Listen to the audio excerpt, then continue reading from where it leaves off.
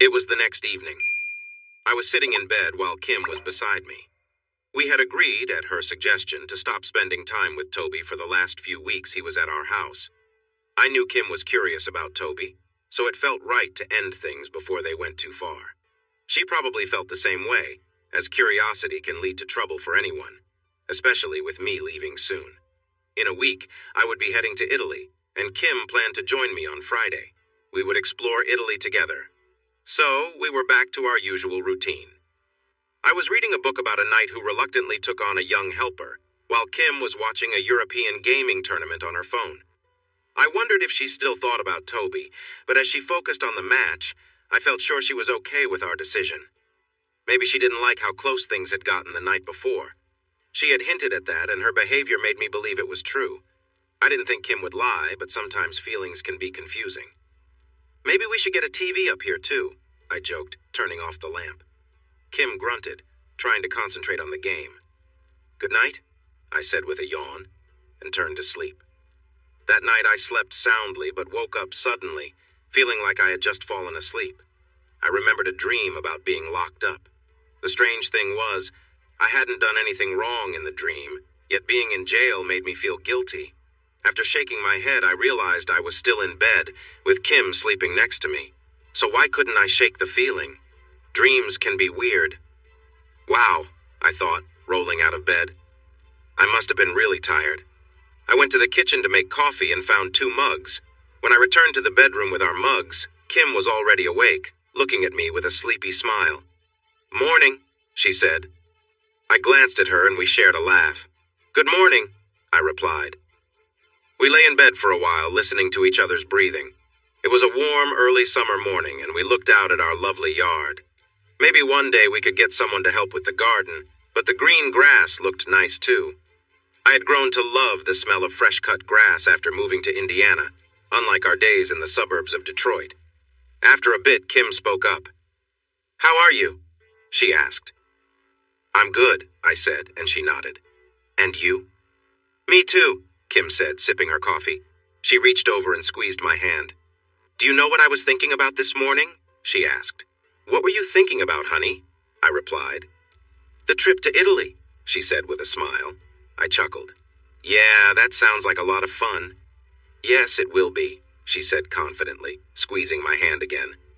I wonder if we could spend a whole day at the beach, I said. Kim giggled. Oh, yes, that sounds amazing. I could soak up the sun all day, and all that delicious pizza and pasta waiting for us.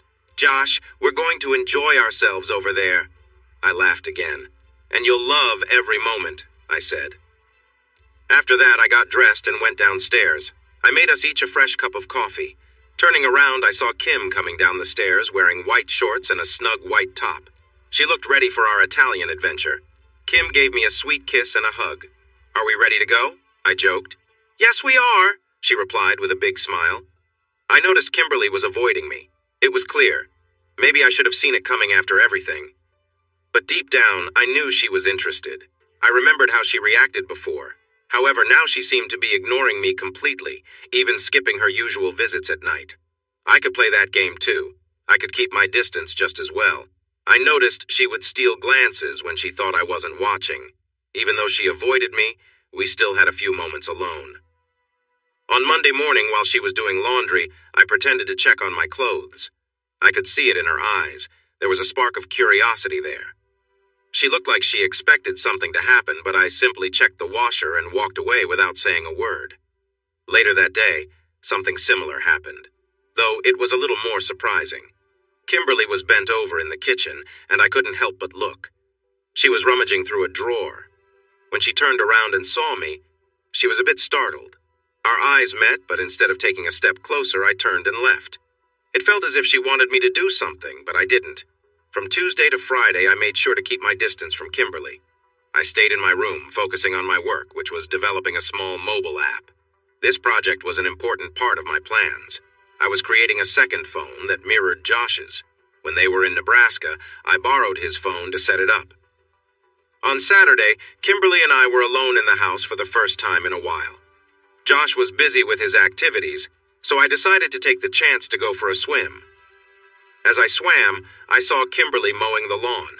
She was wearing a red shirt and denim shorts, and I could hear the sound of the tractor she was using to mow the large lawn. After finishing a few laps, I got out of the pool and walked towards her. She noticed me and stopped the tractor. "Oh," she said, realizing I was standing there. "How's it going?" I asked, nodding towards the half-mowed lawn. She smiled and said, "It's okay, but my arms are getting tired. I think I'll take a break." We stood there for a moment, quietly. There was a tension in the air, as if we both knew that things could have been different. The unspoken thoughts of what might have happened between us lingered, but I decided not to act on it. Instead, I turned and headed back inside for a shower. I went to the shower behind the kitchen, knowing that Kimberly often used it after doing yard work. While I washed up, I thought about everything that had been happening, but I reminded myself to be patient. There was no need to rush things. Then I heard the bathroom door open slightly, and I knew Kimberly had come in. For a brief moment, there was silence, but I decided it wasn't the right time to let things go any further. I quickly finished my shower and moved on, knowing tomorrow would bring another day. Kimberly had taken off her shirt, and without saying a word, I could tell there was a strong sense of tension in the air. I tried to keep things light, smiling and acting casual. "Hey there," I said, keeping my voice calm. It took her a moment to respond, as she seemed a little caught off guard. "Oh, hi," she replied, her voice soft. "You here for a shower?" I asked, stepping aside as if giving her space. She didn't move, just stood there like she wasn't sure what to do next. "Yeah, just finished mowing the lawn, got a bit dirty," she answered, glancing at me quickly. "Well, seems like you've been busy," I joked, trying to keep things light.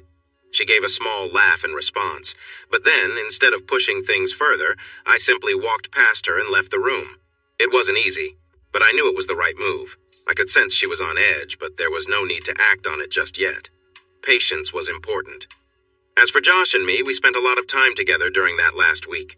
We rode bikes, played golf, even though neither of us was any good, and just enjoyed the warm weather. We didn't see much of Toby, except in the mornings or sometimes when he went for a swim. It seemed like things were settling down, though his quietness was a little surprising. There were moments when it felt like Toby might try something, but he didn't. It was actually a relief.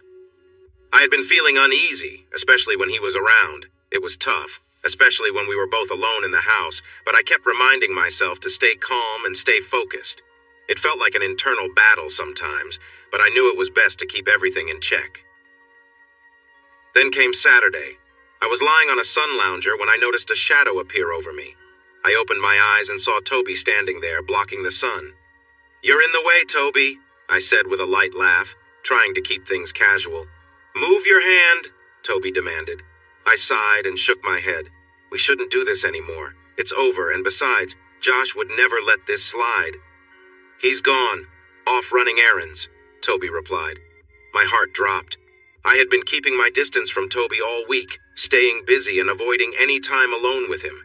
Now, with no one around, Toby stepped closer, sensing the moment.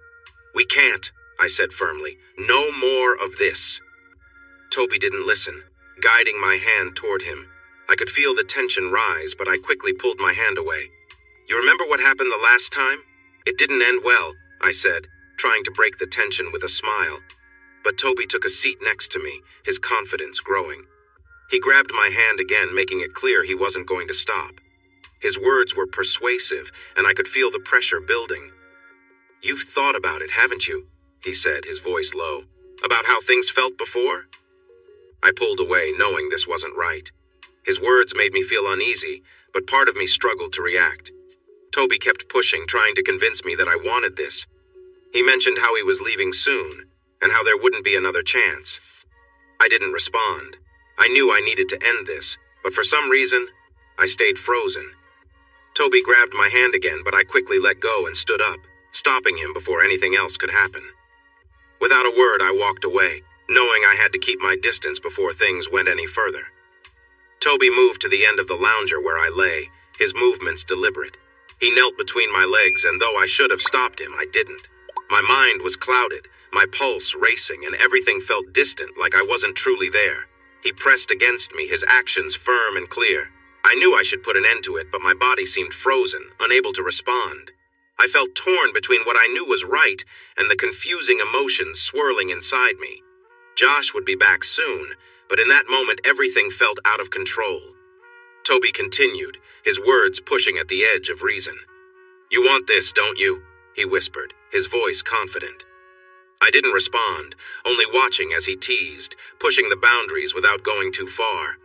My mind screamed for it to stop, but my body betrayed me, responding in ways I didn't expect. He kept testing my limits, making the situation harder to walk away from. "We shouldn't," I managed to say, though my voice was weak. But Toby ignored it, continuing as if he knew the battle I was fighting inside. We were both lost in the moment, the tension between us growing, but I still knew this wasn't right. I tried to push him away, but his strength was overpowering and I couldn't gather the will to stop him. His hand moved to the back of my neck, pulling me closer. In a moment of confusion, I kissed him, though my mind screamed for me to stop. The situation felt out of control, and as he pressed closer, I shut my eyes, trying to block out the chaos of emotions overwhelming me. Despite everything happening, deep down, I knew it had to end. I needed to walk away before things went any further. Emotions swirled together as I realized something strange. We were both feeling intense pleasure without even being intimate. It was just some close contact. "Wow, you're really impressive," I said, breathless and lost in the moment. He couldn't respond. "Much bigger than Josh," I blurted out unexpectedly. I didn't even know why I said that. It just came out, almost like I was reminding myself. Suddenly, Toby pulled back. I opened my eyes and saw him holding himself, looking surprised. At that moment, I understood that I had almost pushed him too far. After a quick pause, Toby leaned in again. I couldn't help but make a noise of appreciation, welcoming the feeling of closeness. He began to move against me faster, his hands gripping me lightly, urging me to pay attention. "Look at me," Toby said firmly. I nodded and focused on his eyes, which looked filled with desire. He seemed to be enjoying the moment completely. Toby continued his movements, and I could sense his excitement. I longed for something more, something deeper. "You wanted this, didn't you? You wish I'd take control, right?" Toby said with a hint of urgency. I didn't answer. I was too focused on my feelings. I knew I shouldn't admit it, even if the thought had crossed my mind since our earlier closeness. "Tell me," Toby urged again. "Yes, I started, but hesitated. "Say it," he insisted, his voice rising. "Say you want me." "You can't," I replied, my voice shaky. "Wow, you're really impressive." Toby shot me a knowing grin, sensing how close I was to giving in. "Just tell me," he urged, moving again in a way that sparked my desire. "Who is bigger?" "You're much bigger, Toby. Oh my," I found myself saying without thinking. With a grin, Toby slowed down, letting out a long sigh. It was like he could feel the effect he was having on me. I felt like I was on the edge of giving in completely to him. "Okay, that's enough," Toby said with effort. Just when I thought he was going to take things further, I felt him pull away.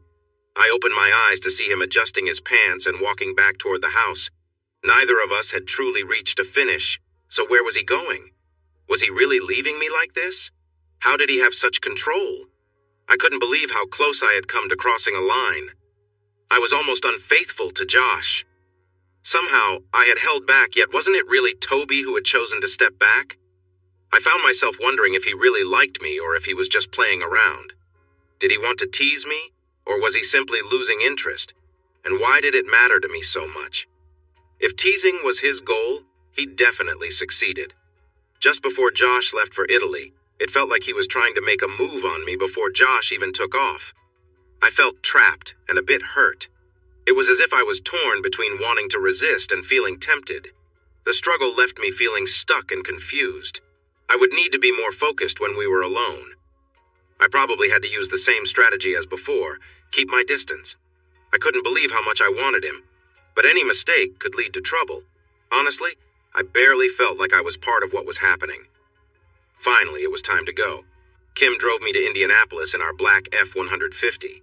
I said new, but it was actually from 1995, just recently purchased. "Don't forget to buy magnets and wine," Kim joked as I was checking in. "And don't forget to water the flowers," I replied playfully. I leaned in to give her a quick kiss and pulled back, saying, "Okay, that's enough, or I'll get too distracted before I leave." Well, if there's a charming guard checking bags, you might find a way to deal with it, Kim whispered with a grin. Where did that come from? I asked, surprised. Maybe our last trip gave her some ideas. I didn't mind, though. Oh, nothing. Just behave yourself while you're over there, Kim said with a cheeky smile. What happens if I don't? I teased.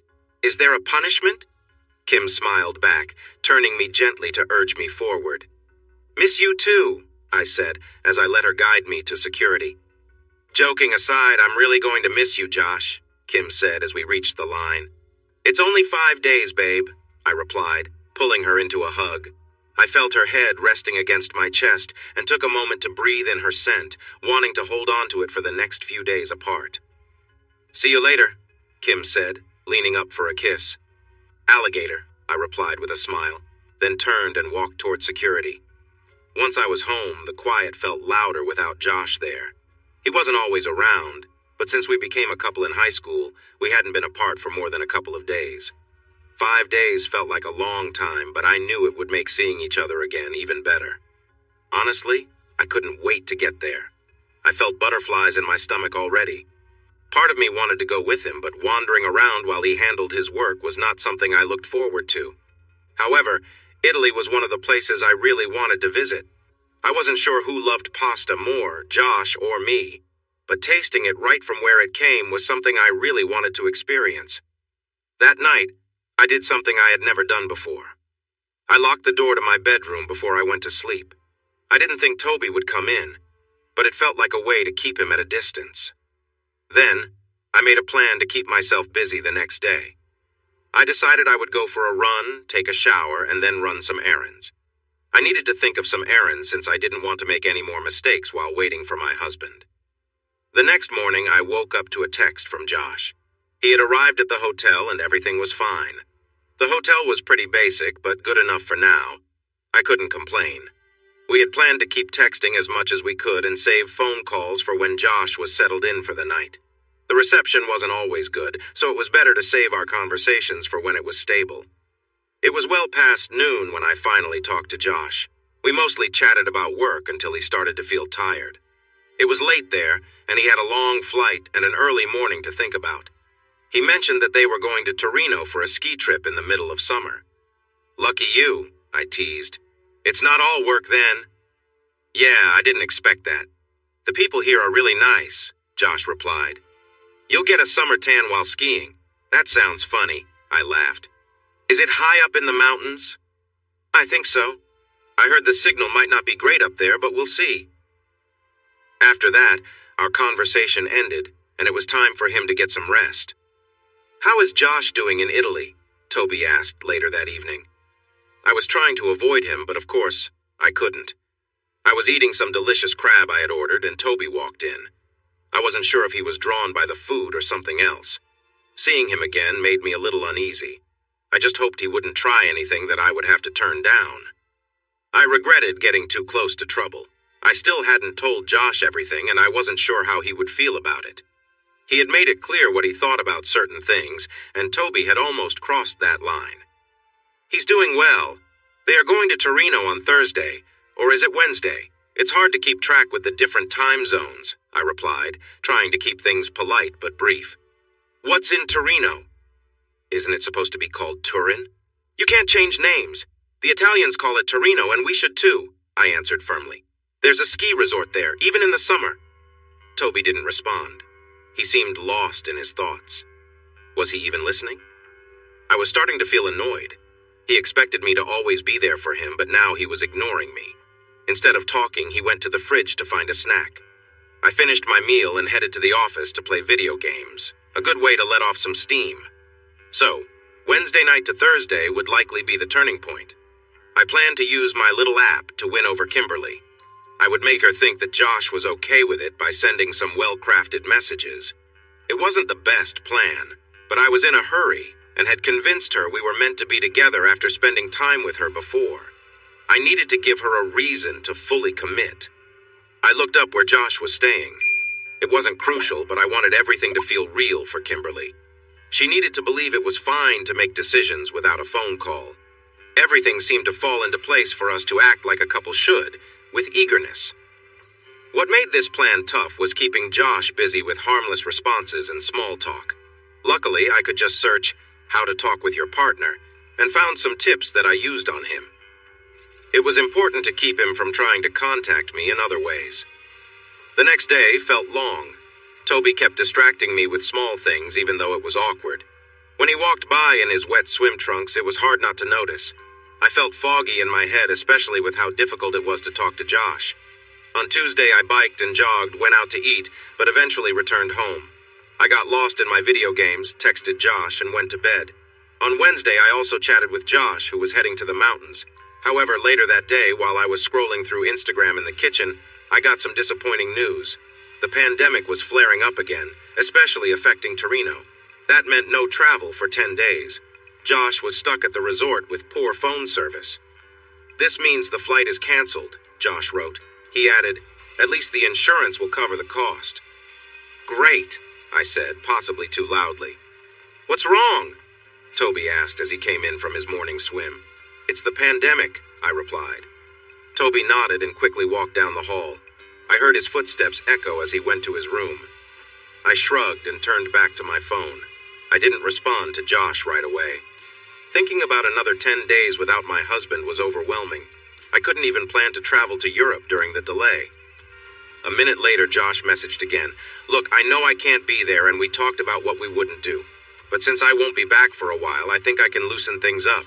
You know what I mean?" This felt unusual. It didn't sound like the way Josh normally communicated. Plus, I had set the boundaries. Maybe the situation had put him in a strange mood, especially since it was getting late for him. Still, I was uncertain about what Josh meant. I had accepted not doing anything with Toby, and now this opened a different door. If Josh was serious about this, he should be aware of what it could lead to. I would have 10 days alone with Toby if that was what Josh really suggested. Even with his permission, I wasn't sure I wanted to take that step. Josh and I were a couple, and that was how I wanted things to stay. I enjoyed some fun, but I was also comfortable with limits. "I don't know. Are you sure? This is a big step. I don't even know if I want to," I replied. "I'm just saying if you want to, it's okay. Just keep me updated. I might not watch everything, but I'd like to be in the loop," Josh responded quickly. He seemed very confident about this. Then my phone pinged with another surprising message. "Just go talk to him right now and see where it goes. You have my permission." I couldn't quite believe Josh was saying this. I waited a few minutes, hoping he would change his mind, but he didn't. "Are you really sure?" I asked, wanting to be clear. Even with his reassurance, I wasn't sure I was ready for anything. It had been a long day and I was tired. Part of me was also scared. I feared what could happen if Toby got close to me again. I had hesitated before, and I didn't want to take any more chances. "Sure, no problem," Josh replied quickly, adding, "I'm off to bed. Enjoy yourself." That was it. Josh was going to bed. I canceled my plans, grabbed my phone, and moved to the space between the lounge area and the kitchen. I glanced down the hall. To my right was the annex where Toby was likely busy with his game. What was it called again? I shook my head and headed to the pool instead. I expected Kimberly to come down at any time. Minutes passed. I began to worry that she wasn't coming to my room. I thought I had done everything right. So why wasn't she here? With Josh out of the way, there was no reason for her not to join me. What was happening? I stood up from my game and went to the hallway to see if Kimberly was on her way. It felt uncertain to seek her out like this, but I figured I could say I was looking for her. But there was still no sign of her. She'd been busy with her game earlier. I went to the kitchen and found she wasn't there either. I looked outside and saw her cleaning the pool. Maybe I should invite her to the pool again. Kimberly had gone into the pool house. I decided to follow her and sat down on the deck in the shade, waiting. After a while, Kimberly finally came out. I felt my heart race as I sat in the wooden chair. Her hair was damp after her time in the pool house, and she was wearing a white swimsuit. I could see the water glistening on her shoulders, and she looked great. I wanted to talk to her, but the pool was between us. My hands tightened into fists as she walked around the pool toward me, then over to the ladder. "Hey," I said, trying to keep my voice steady. Kimberly just smiled at me. "This is all your fault," I said, trying to keep it light. I wanted to be playful around her. She laughed and stepped up to the patio deck. When she stood a few feet away, she looked me over with curiosity. "What do you mean?" she asked. "You know what I mean," I replied, standing up to meet her gaze. Kimberly stepped closer. She looked up at me, and our bodies nearly touched. I noticed that familiar spark in her eyes. "Do you need some help with that?" she teased, and I nodded in response. "And what kind of help would that be?" she asked. Kimberly was playing around, but I leaned in and kissed her. It was a mix of passion and warmth. I had seen similar scenes in movies, and now it was happening in real life. I felt her lean into me, wrapping her arms around my neck. There was a softness to her touch, and the way she responded made everything feel so real and intense.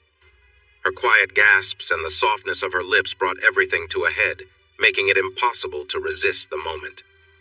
Gently, I pulled her toward a nearby table.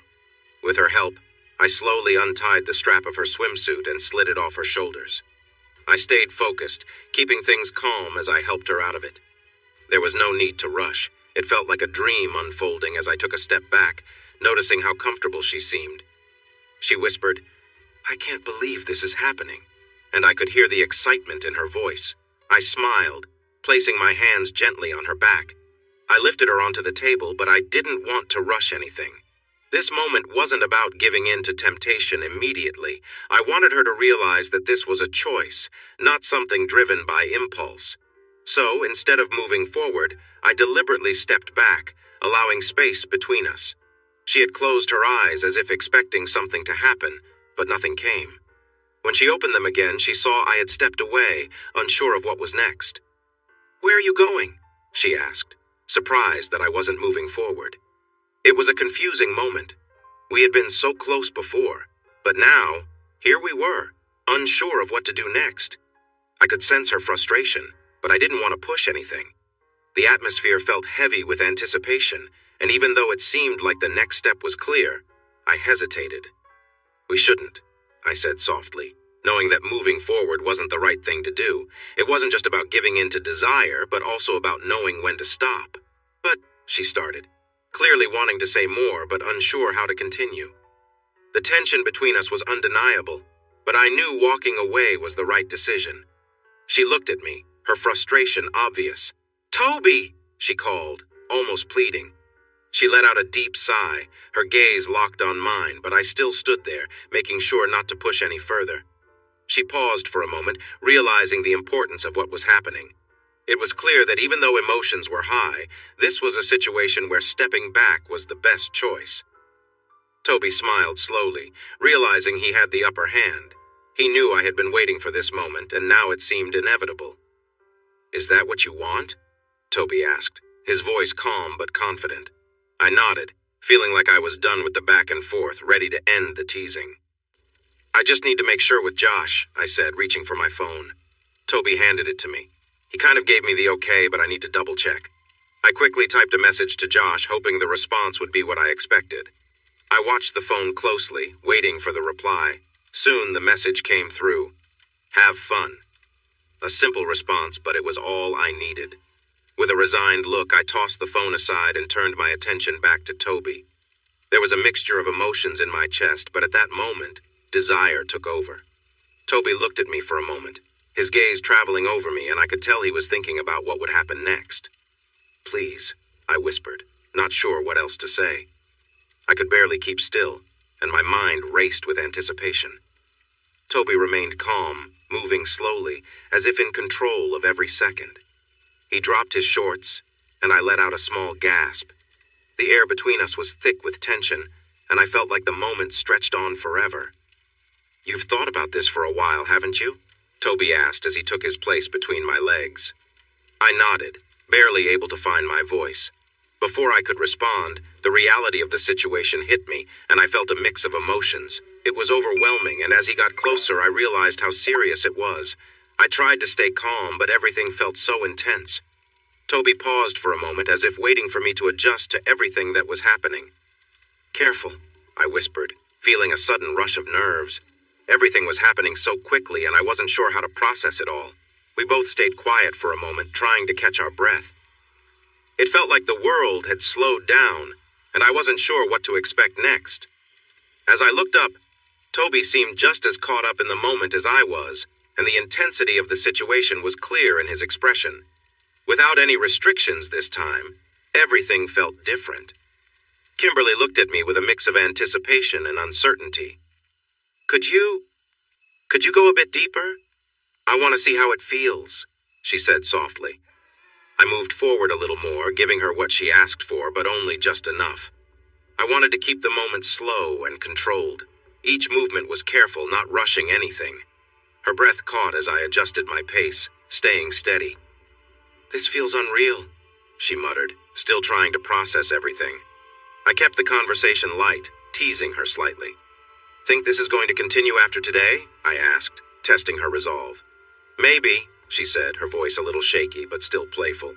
I could tell she was trying to stay composed, but the tension between us was clear. We were both navigating this strange situation with a mixture of excitement and uncertainty. I kept my focus, trying not to lose control, but the moment was intense. Every movement made her react, and it was hard to keep a calm demeanor. Is this what you imagined? I asked gently. Her response came in a breathless whisper. It's different. But yeah, I can't believe it. I continued with slow, deliberate movements, careful not to rush. There was no need to hurry. We both knew the situation required a delicate approach. Kimberly stayed focused, but I could tell she was already caught up in the moment, adjusting to everything happening. Ever felt anything like this before? I asked, trying to keep my tone light, even though the moment was heavy with tension. No, never like this, she answered, clearly overwhelmed. I could tell she was near her limit, and I kept things steady, not wanting to push too far. We both shared this quiet understanding of what was happening. It was a mix of confusion, excitement, and the knowledge that things were about to change, but I stayed calm, letting the moment pass naturally.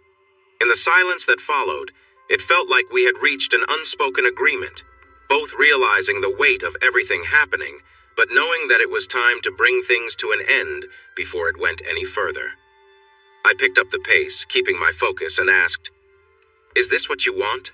Kimberly couldn't respond with words, only a soft sound escaped her lips. Her breathing became quick and shallow, and I could tell she was close to losing control. The tension in the room was palpable, and I could sense the moment building. Are you ready for this? I asked, continuing to speak calmly, trying to keep the mood light. Kimberly's breathing quickened, and her face showed how overwhelmed she was. She could barely form words, only responding with soft gasps as I continued. Her body reacted instinctively, moving in sync with every motion. It was clear that the situation was overwhelming for both of us, but we kept going, unsure where things would end. Faster, she whispered, her voice barely audible. I adjusted, staying focused, but the weight of the moment grew stronger. The atmosphere was heavy, and the tension had reached its peak. We both knew this was it. This was the moment that had been building for so long. The intensity was overwhelming, but I kept steady, trying to keep control of everything. Kimberly's breathing became uneven, and she gripped my arms tightly. I could feel the tension in her body as everything reached its climax. She was lost in the moment, unable to speak, only gasping for breath. I was close too, but I didn't let it overwhelm me. I stayed in control, letting the moment unfold naturally, but it was hard to keep my focus. The intensity of everything had reached its peak, and I knew there was no turning back. Finally, she gasped, her voice full of urgency. Not like this, she managed to say, but the words came too late. I was already lost in the moment, unable to stop. The tension had built too high, and there was no pulling away now. The silence that followed was heavy. We both lay there, catching our breath, unsure of what to say. The moment had passed, and we both knew things would never be the same again. I could feel the intensity of the moment as I finished, completely spent. Kimberly lay back, exhausted, her breath heavy. There's so much, she murmured, her voice shaky, still trying to recover from everything. For a few more moments I stayed close, but eventually, the overwhelming sensitivity made me stop. I pulled away, both of us needing a break. We had both reached our limits, and I felt drained, both physically and mentally.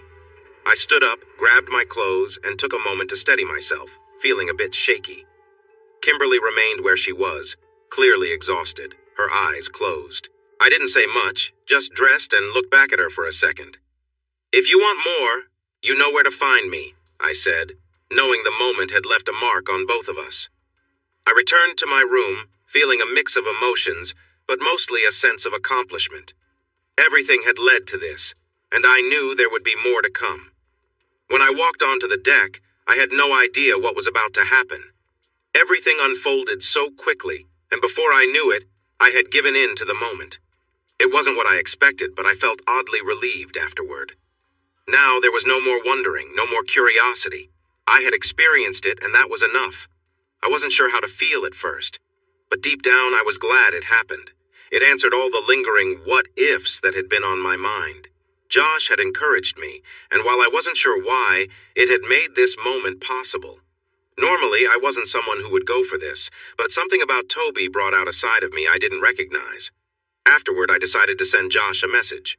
"So I did it," I wrote, curious about his response. To my surprise, he replied quickly. "How did it go? Did you like it?" he asked. "Yeah, it was something I needed to try at least once," I responded. "But I have a question." "What?" came his quick reply. "Should I stop taking the pill? I mean, I don't think this will happen again, but still," I asked, trying to keep things light. "I thought you already stopped," Josh replied. I was taken aback. "You knew the risk?" I asked, surprised by his response. "Doesn't that make it exciting?" he replied. I paused, confused by this side of Josh I hadn't seen before. It felt risky, and while part of me found the idea of danger intriguing, I couldn't quite believe how things had turned out. We had come a long way from the early days when things were simple and straightforward. Josh had gotten used to some unusual situations over time, and I knew Toby had been subtly pushing boundaries. As strange as it all was, I had played along, telling myself it was just a bit of fun. "Hot wife," I said to myself, testing the word, feeling the weight of it. As I read Josh's last message, my mind started to turn. I hadn't thought about being with Toby again, but now the idea crept in. Josh had given me the green light, and Toby's confident words, "You know where to find me," echoed in my head. Without thinking too much, I found myself heading back inside the house. Later, as I lay alone in bed, my thoughts kept drifting back to what had happened on the deck. I couldn't stop thinking about Toby, about how different he made me feel. I cared deeply for Josh, and things were great between us. But Toby had been something entirely unexpected. He had stirred feelings I hadn't fully explored before. There was a sense of guilt that lingered, knowing I had crossed a line. But at the same time, the excitement of doing something so out of the ordinary brought a strange thrill. It was all so new, and the way Toby had influenced everything, including the dynamic with Josh, had surprised me. Maybe that's why I returned to my own bed. A part of me felt like keeping some boundaries intact, even though everything had already changed. Being alone in the house, though, gave me a sense of freedom that made my heart race. The idea that anything could happen, with no one around, sparked something in me. At first, I thought being with Toby would be a one-time thing, but the more I thought about it, the more I realized I wasn't done yet. Maybe it would happen again, just to get it out of my system. My mind wandered, imagining different scenarios of what might happen next. The thought of those possibilities filled me with a strange excitement, though I tried not to let it overwhelm me. There were still lines I didn't want to cross, things I didn't want to push too far. As I lay there, I bit my lip, remembering Toby's words from earlier in the day. Toby's words, "You want more? You know where to find me," kept repeating in my head. They were bold, confident, and for some reason, I couldn't stop thinking about them. I felt a mix of emotions. Part of me hated the idea of being drawn into this situation, but another part was starting to accept it. My husband had given me his permission after all, so why not take advantage of the moment? I shook off my hesitation and got out of bed, pulling off my large t-shirt and tossing my clothes into the laundry basket. I didn't even stop to look in the mirror. My mind was already set. "I can't believe I'm doing this again," I whispered to myself. But any second, thoughts quickly faded as I headed downstairs. I moved quietly down the hallway toward Toby's room, each step making my heart race a little faster. As I reached his door, the air felt thick with tension. I raised my hand to the doorknob, pausing for just a moment before turning it and stepping inside. Locking the door behind me, I felt the weight of what was about to happen, but instead of fear, there was a strange sense of excitement. The room was dimly lit, the only light coming from the moon through the window. I scanned the room, my eyes adjusting to the darkness. It was quiet, almost too quiet. As I approached his bed, I saw a large mound under the blanket. Toby seemed still, maybe even asleep. I moved closer, unsure of what to expect. Suddenly, before I could react, the blanket shifted. A gust of air hit me, and I felt a hand grab my arm, pulling me onto the bed. I gasped in surprise, but Toby quickly covered my mouth with his hand. "I knew you'd come back," he whispered, his voice low and sure. The thick air under the blanket surrounded us, but all I could do was breathe and take in the moment. As I lay there, I quickly realized where the musty smell was coming from, probably from Toby spending too much time in bed. Suddenly, I felt his arm wrap around me, pulling me closer to his bare chest. I gasped in surprise, realizing he wasn't wearing anything either. "Toby," I whispered, trying to pull away, confused by the situation. "Have you been waiting here the whole time? How did you know I was coming?" "I just knew," he replied, his voice calm. "I was getting ready for you." I was taken aback, unsure how to respond. Everything felt strange, and the situation was getting intense. I shifted, feeling the tension in the air. "You feel that?" Toby asked, his tone casual but with a knowing edge. I hesitated, unsure of how to react. "Let's not do this," I muttered, feeling a mix of confusion and frustration. But Toby leaned in, pulling me closer, his arm still wrapped around me. It was clear he wanted more, but I wasn't sure where this was heading.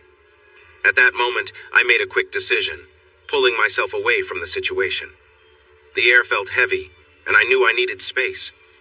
Without saying another word, I slipped out of the room, letting the tension settle as I walked away.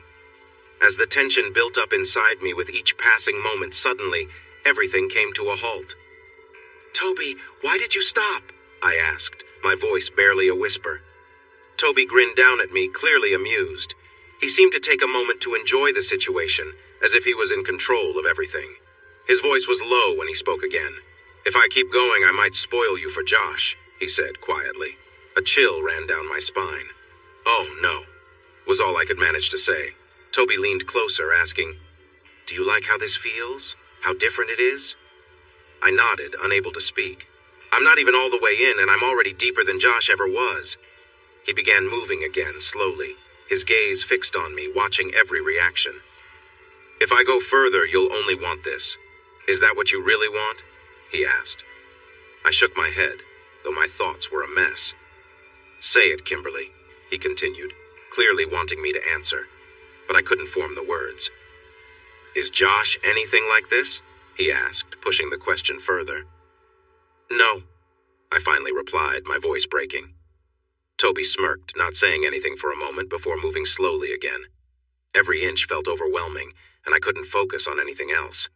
His movements were deliberate, each one more intense than the last. "I'm taking you somewhere Josh never has," Toby whispered, keeping the same steady rhythm. He was relentless, and the pressure built up inside me, stronger with every second. I could barely breathe as he asked, "Do you still think we should stop?" "No," I stammered, feeling overwhelmed by the situation. "Good," Toby said, his voice thick with confidence. He looked at me, waiting for the final confirmation. I felt myself on the edge, and all I could do was nod as my mind clouded with everything happening. I wasn't sure where this would lead, but in that moment, there was no turning back. "What are you—" "Tell me, Kimberly," Toby said through gritted teeth, his movements becoming more intense. I gasped, overwhelmed by everything happening. I can't!" I stammered, barely able to form words. "You want this to continue?" he asked, pushing me to respond. "Yes!" I cried out without thinking, the pressure building up. "I can't stop!" The words left my mouth in a rush, and I wasn't sure what I was saying anymore. "Even if Josh knew?" Toby pressed, his tone demanding. I wasn't thinking clearly, just reacting to everything. "Yes! Yes!" I responded, lost in the moment. Toby picked up the pace, his strength surprising me. I felt caught in a whirlwind, as if everything around me blurred, and only the tension between us remained. The heat in the room rose, and the space under the blanket felt stifling. My heart raced, and I could feel every inch of the moment pressing in on me. "Should I stop?" Toby asked, his voice quieter now, though still full of control. "No," I answered quickly, almost desperate. Everything was spinning, and I couldn't pull myself out of it. The air felt thick as we both struggled to catch our breath. The room was heavy with tension, and every second that passed felt like we were pushing further into something we couldn't undo. Toby leaned in, his presence overwhelming as he whispered, "You really like this, don't you?" I didn't know how to respond, so I stayed silent, trying to hold on to any remaining sense of control. But it was clear that Toby was enjoying the power he had over the situation, and I felt like I was being swept away. "Doesn't this feel different from before?" he asked, still pressing for answers. I nodded slightly, barely able to speak. "Yes," I whispered, knowing that everything about this moment had crossed a line. As the intensity grew, I couldn't help but feel conflicted, torn between the sense of wrongness and the way Toby kept pushing forward. His confidence was unnerving, and for a moment I feared that he might be right, that this situation had gone too far and there was no turning back. I was getting lost in the moment, overwhelmed by the intensity of it all. The thought of stopping seemed so distant now, and I wasn't sure I even wanted to. "Toby!" I gasped. "Don't stop!" Toby responded by picking up the pace, his movements growing faster and more intense. The pressure was building inside me, but it felt like the world outside had disappeared, leaving only this overwhelming sensation. The air under the blanket had grown hot and suffocating, and just as I was starting to feel lightheaded, Toby threw the blanket aside. The cool air hit our skin, bringing a much-needed sense of relief. With that, everything felt sharper, more intense as we continued, time slipping away. I didn't know how long we stayed like that. Minutes, hours. It was impossible to tell. Everything blended together, and I was caught up in the moment, my mind blank as the intensity washed over me again and again. Eventually, Toby whispered in my ear, "I'm close." I was too exhausted to respond, my body worn out. All I could do was make a soft sound, though I didn't mean for it to signal anything more. Toby, clearly taking it as encouragement, groaned, "I'm going to finish." His words suddenly hit me, and I tried to say something, but I was too overwhelmed. My voice failed me, and all that came out were soft breaths as I tried to regain control. With a final push, Toby sighed heavily, collapsing beside me. We both lay there, breathing hard, the moment slowly fading as reality crept back in. I was left in a daze, not sure how to process what had just happened and feeling a strange mix of emotions. As we lay there, the weight of everything pressed down on me. This wasn't what I wanted, but in the chaos of it all, I had lost control. Now, all I could do was try to gather my thoughts and figure out where to go from here. I'm going to miss Josh a lot over the next few days. Toby may have been a bit awkward at first, but he learned quickly. The more time we spent together, the more my body reacted to him. He seemed eager to stay close, waking me up several times during the night. Eventually, I did manage to get some sleep. "I didn't think it would fit me, but it does," I said, surprised in the morning. After making coffee, I heard Toby's footsteps coming down the hall. We had shared some special moments during the night. Part of me felt like those experiences were just a dream, but when we were together in the kitchen, it all felt real. I noticed how his workouts were showing results. He wasn't overly muscular, but he definitely had built some strength. "And why does it fit?" Toby teased. Because you've changed me. I don't think my time with Josh will ever be the same," I said, trying to keep up as he continued. I knew he liked this kind of talk, so I tried to give him what he wanted. It seemed to inspire him even more. I wondered what it would be like with Josh. He was big, strong, and caring. Toby was different, focused on his own enjoyment, and didn't seem to consider my situation. It felt like that thought encouraged him to take charge and enjoy himself. Toby watched as he moved with me, noticing how my body responded. He picked up the pace, clearly enjoying himself. I felt a familiar wave of sensation take over, making me gasp. "Yes, Kimberly," he said, excited. I could feel him getting ready to finish, but he kept going quickly. I knew he was close. He seemed focused on his own release, and I could feel the intensity building. It was all so overwhelming. I lost track of how many times he had reached that point. Each time felt like a blur, but I was caught up in the moment, enjoying the connection we shared. I could definitely see this becoming a routine, but I knew things needed to change. Josh and I had plans to start a family when he returned, and I couldn't risk anything now. Toby had to stop ignoring that. I glanced at my reflection in the microwave, noticing how disheveled I looked. My hair was a mess, makeup smeared, and my face flushed. It wasn't even noon yet, and I already felt exhausted. I absent-mindedly wiped at the mess, feeling uncomfortable and sticky. There was too much to clean up, and I felt a mix of emotions as I stood there. I realized how far things had gone. Toby had gotten too comfortable, and I had let it happen. It was a risky situation, and while part of me knew this was temporary, it still didn't sit right with me. For the moment, I had become the bored wife stuck at home while her husband was away. It was strange how things had spiraled out of control. I had to take responsibility for letting it get this far. I could hear Toby heading to the shower. I knew that this would end when Josh came home, but for now, I had let Toby take control. This was just a temporary phase, I reminded myself, no matter how much Toby pushed for more. Kimberly had finally given in. She was no longer just Josh's wife. Now she was mine to enjoy. The plan had worked up to this point. With Josh away, I had Kimberly all to myself, and everything was falling into place. I kept up the appearance of normalcy by sending Josh harmless texts, making it seem like nothing was out of the ordinary. But when he returned in 2 weeks, things would be different. By then, Kimberly would be completely drawn in, thinking this was what she wanted all along. My next goal was clear, to further weaken the bond between her and Josh, making sure that when he came back, there would be no going back to how things were. I needed to take things slowly, but the result would be worth it. For now, I had Kimberly's attention, and that was all that mattered. Earlier, I had been chipping away at Kimberly's respect for Josh as her husband. Now, I was ready to completely undermine their relationship. I had already made her give vague promises about seeing me even after Josh returned. But my next goal was to ensure Josh knew what was happening, making him doubt everything about his marriage. The key was timing and proof. I needed Josh to see a video of Kimberly that made it look like she wasn't aware she was being recorded. The goal was to make him wonder, how long has this been going on? While knowing there were still 2 weeks left before he could come back and confront anything, I wanted him to lay awake at night, imagining what I was doing and questioning his wife. At the same time, I knew Kimberly was upstairs getting ready for tennis with Josh's sister, Luna, who was likely waiting somewhere outside. I decided this was the perfect opportunity to disrupt her plans and make sure she was late. I found Kimberly in the bedroom, wearing only black shorts. She turned quickly when she noticed me.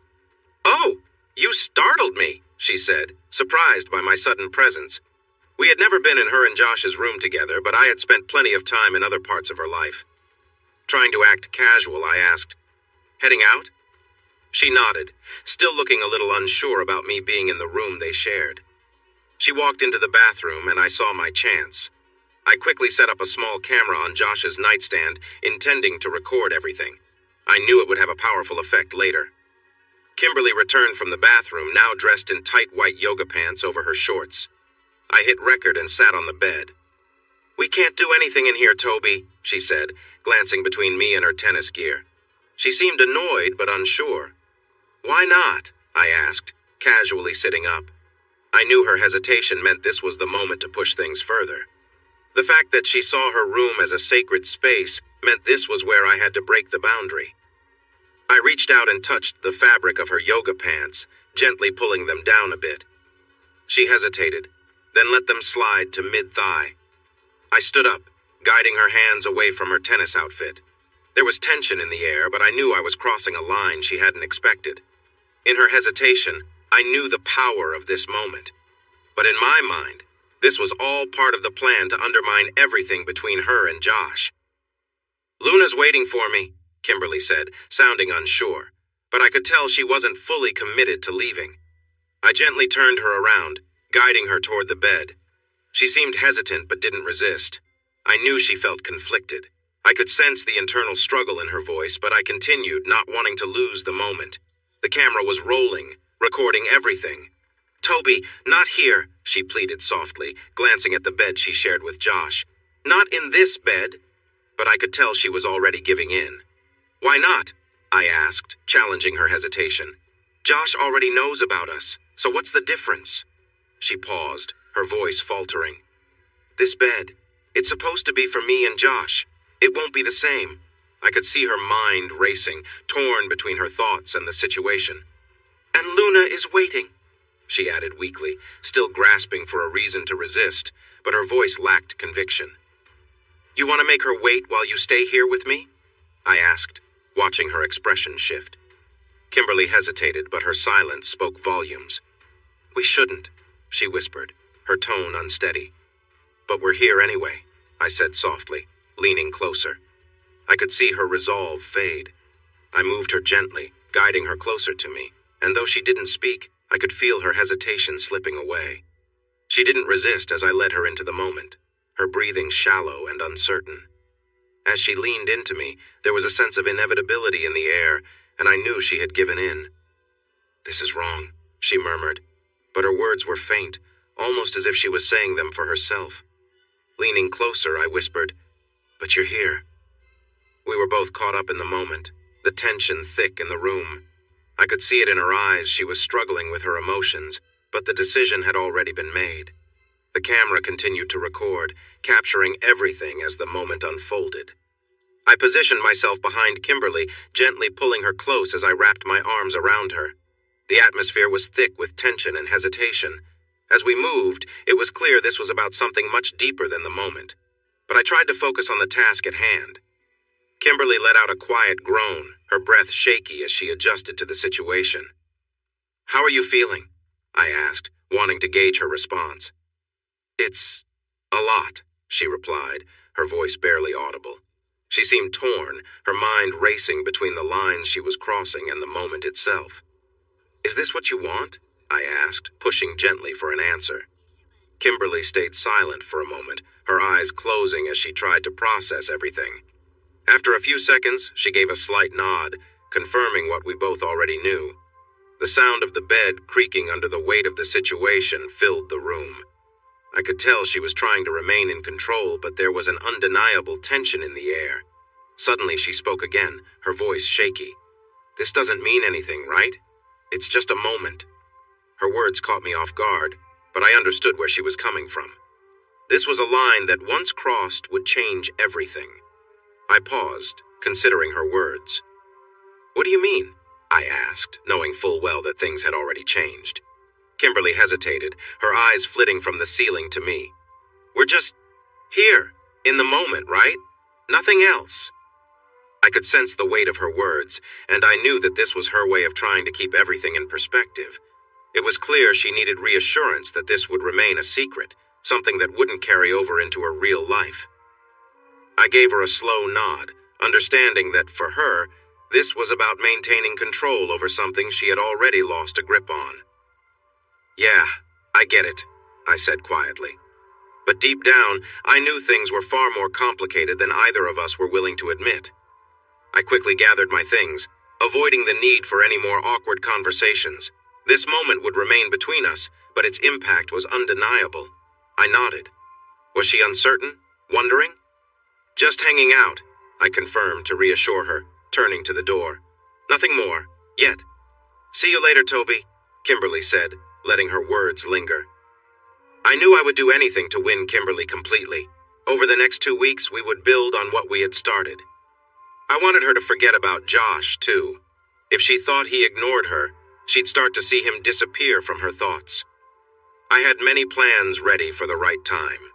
Maybe she sensed it more than she wanted to admit. At least she seemed curious enough to seek reassurance. Soon after, I edited the recording, cutting it down to the most important parts. The part where she stood by the bed in her yoga pants, and especially the part where we were cuddling on the bed where she admitted I was better. I began to question whether it was wise to deal with Josh this way. He had set a boundary. But if he just realized how much time his wife wanted with me, I thought, why not? He had it coming. He needed to face the reality of her being with me instead of him. Maybe we'd even make a cozy space for him if we didn't ask him to leave. I hit send. No videos yet? Josh wrote. I was drying my hair after a quick shower. I had completely forgotten. Everything was happening so fast, and now I was heading out to play tennis with Luna. I had arranged this a week earlier to avoid Toby when I thought it was necessary, but now it was more about distracting myself from my feelings for Toby. Toby had recorded us before in our room, but I wasn't sure if he had sent it. I'll make some, I promise. G2G, I replied, heading down to finally play tennis with Luna. Where were you? Luna asked as I came down the stairs, annoyance clear in her voice. Had she seen Toby? Sorry, I had a little issue, I chuckled. What happened to your dress? Luna asked, pointing at my skirt. I looked down and saw an obvious stain on my hip. It was from Toby. I felt my face flush. How would I explain that? Yeah, I tried to clean it. Probably a mix of bleach and sweat, I laughed, trying to hide my embarrassment. Lesson learned. No more distractions with Toby when guests were around. Well, I want to enjoy the sun, so let's go play, Luna said, not really paying attention, but I couldn't help but wonder how much she had noticed. I had been pretty loud. I was worried, to say the least. I still was. I hadn't heard much from Kim in the past few days, and what I did hear didn't sound like her at all. I sensed something was wrong and just wanted to escape this quarantine and get home fast. I was really worried, completely unaware of what was happening outside my hotel room in the Alps. Then I got a message from Toby. I had almost forgotten about him, expecting his text to say goodbye since his stay was over. There was no reason to keep in touch. But that wasn't the case. He sent me a video taken from my nightstand that showed Toby with my wife in an intimate moment. I felt sick when I saw it. I heard her say things that made my stomach turn about how he was better. I wanted to scream and confront Kim. How could this have happened? I realized I had some blame in this. I had accepted a bit of casual fun, but this was too far. Having someone be with her in our bed without my knowledge or approval was beyond what I could accept. What worried me more was that it happened while I was far away. How could Kim have agreed to this?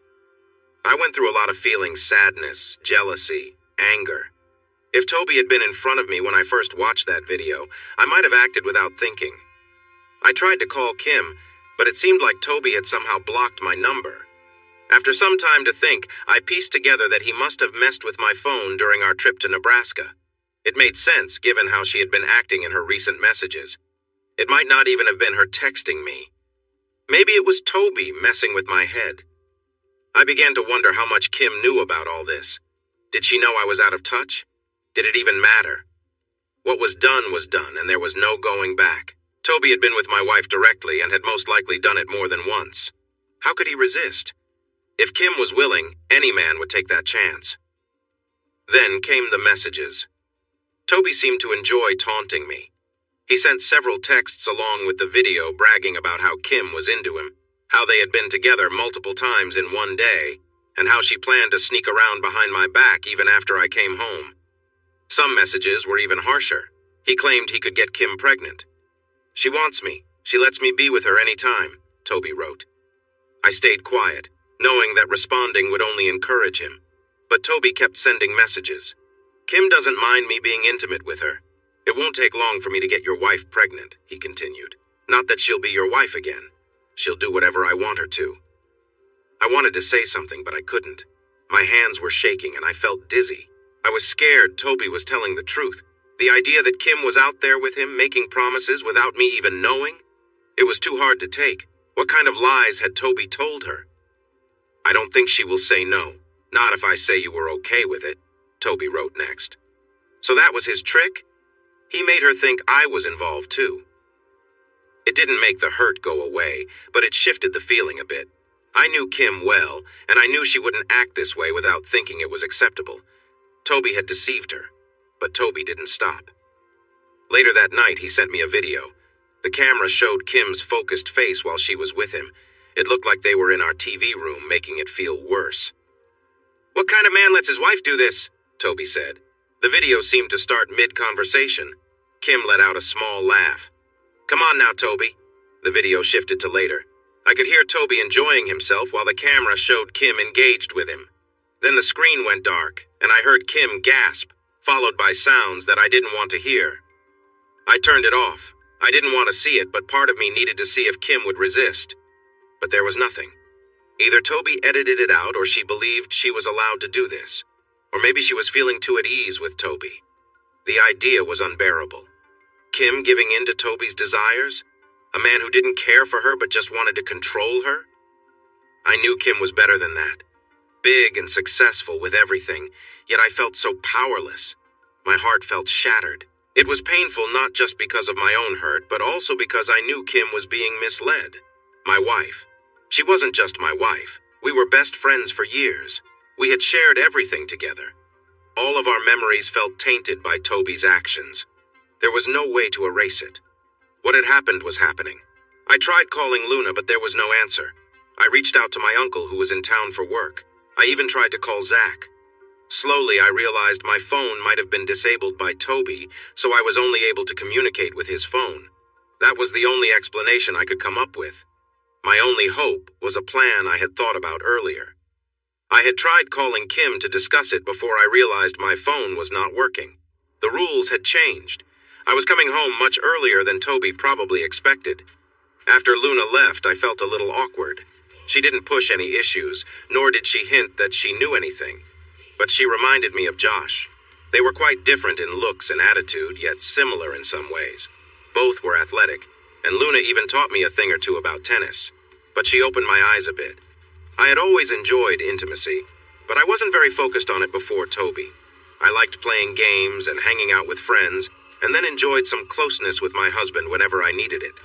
So I felt somewhat relieved that this was only meant to be a temporary arrangement, even if Toby wanted to keep it going, even without Josh knowing. Still, we all knew Josh would want to put a stop to it. I could easily talk to Josh if needed, and he would take care of Toby without hesitation. I felt secure in that, especially since Josh had been trained in martial arts all his life, while Toby had just picked up some skills recently. Just looking at their builds, you could see the difference. One was tall and strong, while the other was shorter and built differently. In the end, I managed to get Toby to agree not to go too far with our intimacy. It wasn't easy, but we had to set some limits to keep things comfortable. Just thinking about what we were doing felt strange. I had never been with anyone else before, and this might be my only chance, as long as Josh was okay with it. However, I was planning to stop taking my pills soon to prepare for Josh, so I didn't want to take any chances. A sensible person might say I should just stop, but I thought this was a once-in-a-lifetime opportunity. Once Josh returned, I knew things would change. I tried to let Toby know this was just something casual. I was having some fun outside of my marriage while Toby got to enjoy his time too. At least, that was how I saw it. One day, I found myself sitting in our lounge playing Mario Kart with Toby. I'm not the most focused on romance, despite what some might think. I enjoy my games and spending time with friends, so Toby reluctantly joined me. "Nintendo is for kids," he mumbled, sinking down beside me on the couch. "Come on, it's fun. I play all the time, and I'm older than you," I replied, checking my phone. A few days had passed, and I hadn't heard much from Josh. I wasn't sure if it was a reception issue, but usually he kept in touch. Lately, though, he hadn't been very responsive. He'd sent a few messages, but they were short, and even those had stopped coming. Maybe there was some bad weather in Torino. Even in the middle of summer, the higher areas might still get snow. "Yeah, whatever," Toby said, grabbing one of the controllers. "Luna will lighten up once she moves in," I teased, trying to shift the mood. Toby didn't respond, staring straight at the screen. He seemed uninterested in the conversation, just wanting to get through the gaming session. He was still in his usual dirty gray sweatpants, lounging next to me with a tired look. I glanced at him, then quickly focused back on the game. This was supposed to be a distraction, after all. We played for a while, but I kept checking my phone. Josh still hadn't responded to my last message, and it was starting to bother me. I had sent him a simple question about his day, but there was nothing from him yet. "You're not really focused," Toby muttered as my character fell off the track in the game. "I'm just worried about Josh," I admitted, looking over at him. Toby stayed quiet for a moment, still playing, before finally responding. "He'll be fine. Yeah, I know, but he's my husband. I just want to hear from him." "Maybe he's sleeping or something. If I were stuck with nothing to do, I'd probably sleep all day too," Toby said, shrugging. I nodded, trying to convince myself that Josh was just busy. Still, I missed that little bit of reassurance from him. Toby paused the game, placing the controller on the table. "If he's not giving you the attention you need, I can step in," he said casually, leaning back and glancing over at me. I smiled weakly. "Thanks." For some reason, I placed my hand on Toby's knee, not really thinking much about it. The game wasn't holding our attention, and I was feeling distracted anyway. I noticed Toby's gaze following my hand, and something about the moment felt different. "How much attention do you think I deserve?" I asked with a teasing tone. Toby smirked. "Josh shouldn't have left in the first place. If he's not going to be here for you, I will be." I gave a small nod. "Maybe that's what I need right now," I said, glancing at him. "But remember, no crossing the line." Toby chuckled. "Don't worry. I know when to stop." I looked up at him and saw something change in his expression, like he was stepping into a new role, trying to be what I needed in that moment. There was an odd tension between us, and I wondered how things had ended up this way. As the room fell into silence, I knew we both were trying to figure out what to do next, but I also knew that this moment was one we couldn't take lightly. He had taken Josh's place for now, being my only partner until Josh returned. Toby was getting really good. I could feel him starting to find a nice rhythm that made me enjoy every moment. I liked imagining being on my couch, sharing a moment with him. Toby didn't say much. Instead, he pulled me into a kiss, and I felt him moving closer. I couldn't remember if we had been this close before, but I decided to just enjoy it, letting him take the lead. I quickly reached for him, feeling bold and excited. "You're feeling this," Toby said lightly, moving a bit with me. "Oh yes," I replied, enjoying the connection. "I want you to be with me." "Say it again," Toby responded, encouraged by my words. "I want you," I whispered, feeling the moment deepen. Soon after, he helped me change positions, and I adjusted myself comfortably. He moved me to sit with my legs on either side of him. I could feel the closeness between us, and it made my heart race. The feeling was so intense, and I leaned back, taking in everything around me. "You feel amazing," I told him, completely absorbed in the moment. Toby smiled. "I can't believe anyone would miss out on this," he said, looking at me with admiration. "It's not his fault. He's not here," I replied, feeling a mix of emotions. "But I am," Toby said, "and I knew I should just focus on enjoying this time together. We spent a long time like that, feeling connected and enjoying each other's presence." I leaned in closer to him, savoring the moment and kissing him. I felt his hands exploring my back, and it filled me with excitement. "You're wonderful," Toby said softly. "I can't understand how someone would ignore you." "Just be with me," I replied, wanting to connect even more. I felt alive in this moment, enjoying the time we had together. I could sense my feelings rising, building up with each passing second.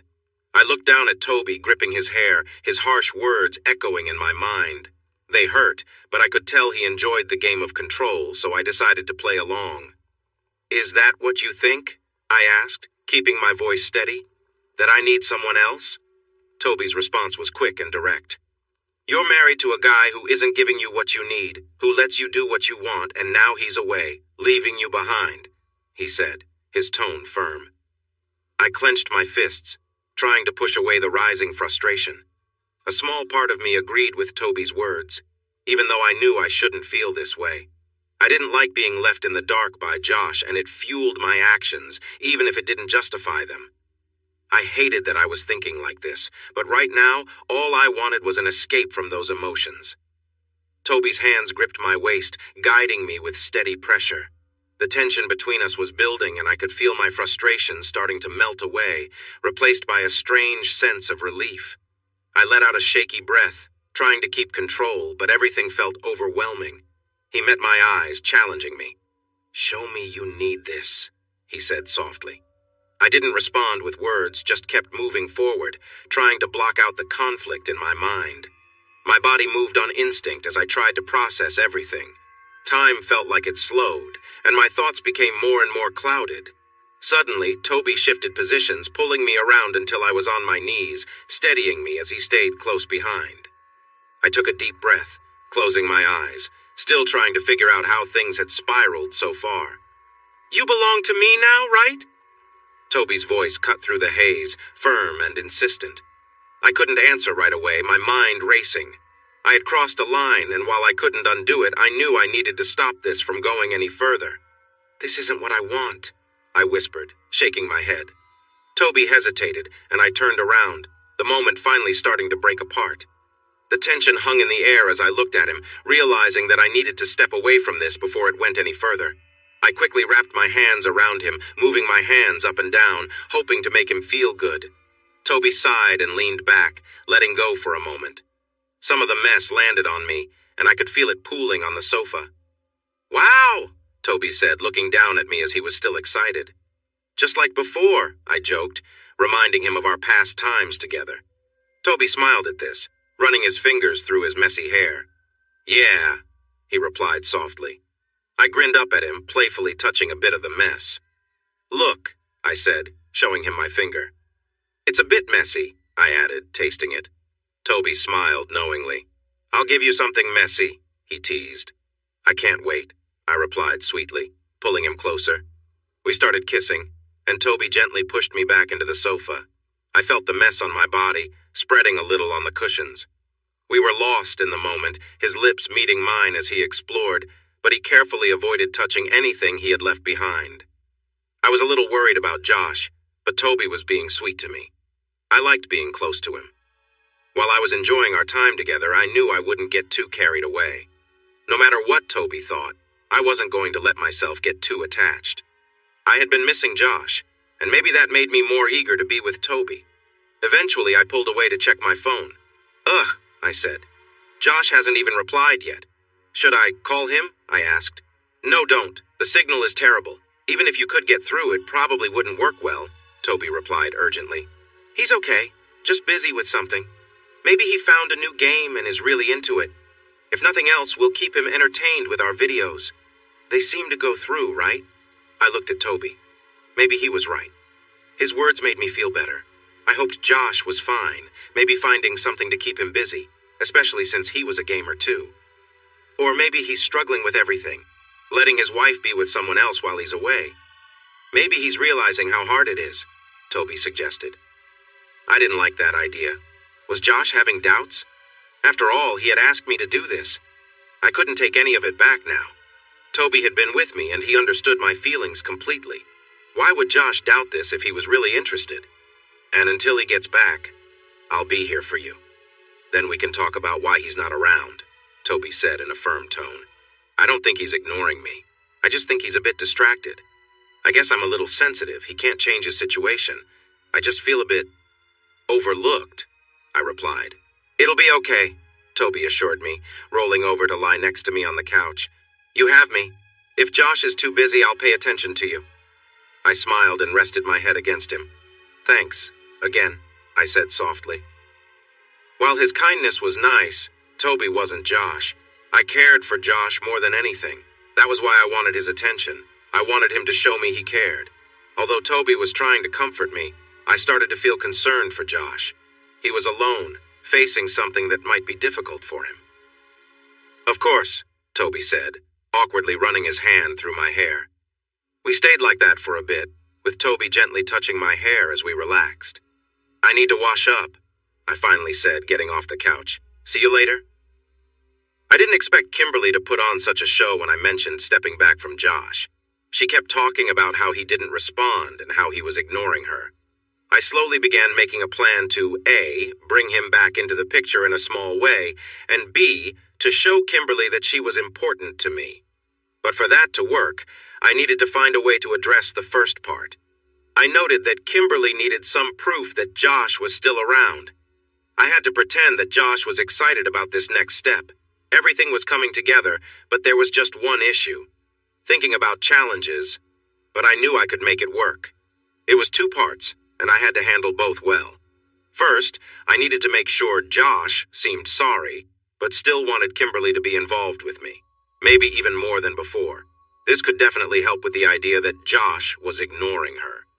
In the next part, I had to convince Kimberly that Josh wasn't really ignoring her. He was simply busy and might have forgotten.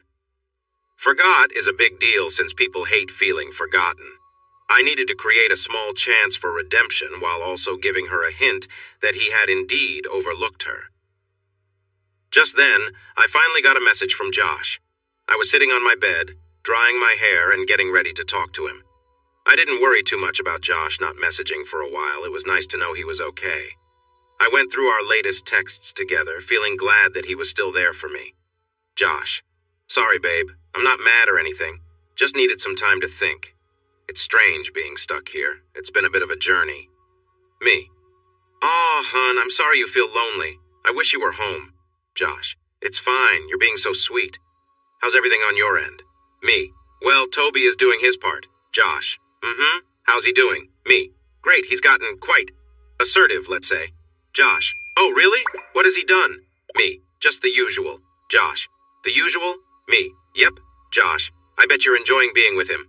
Me. Oh, yes, I am. Me. So we're good, right? Josh. Of course, hun. It's just strange for me being here. Me. You're not jealous or anything? Josh. Nope. Josh.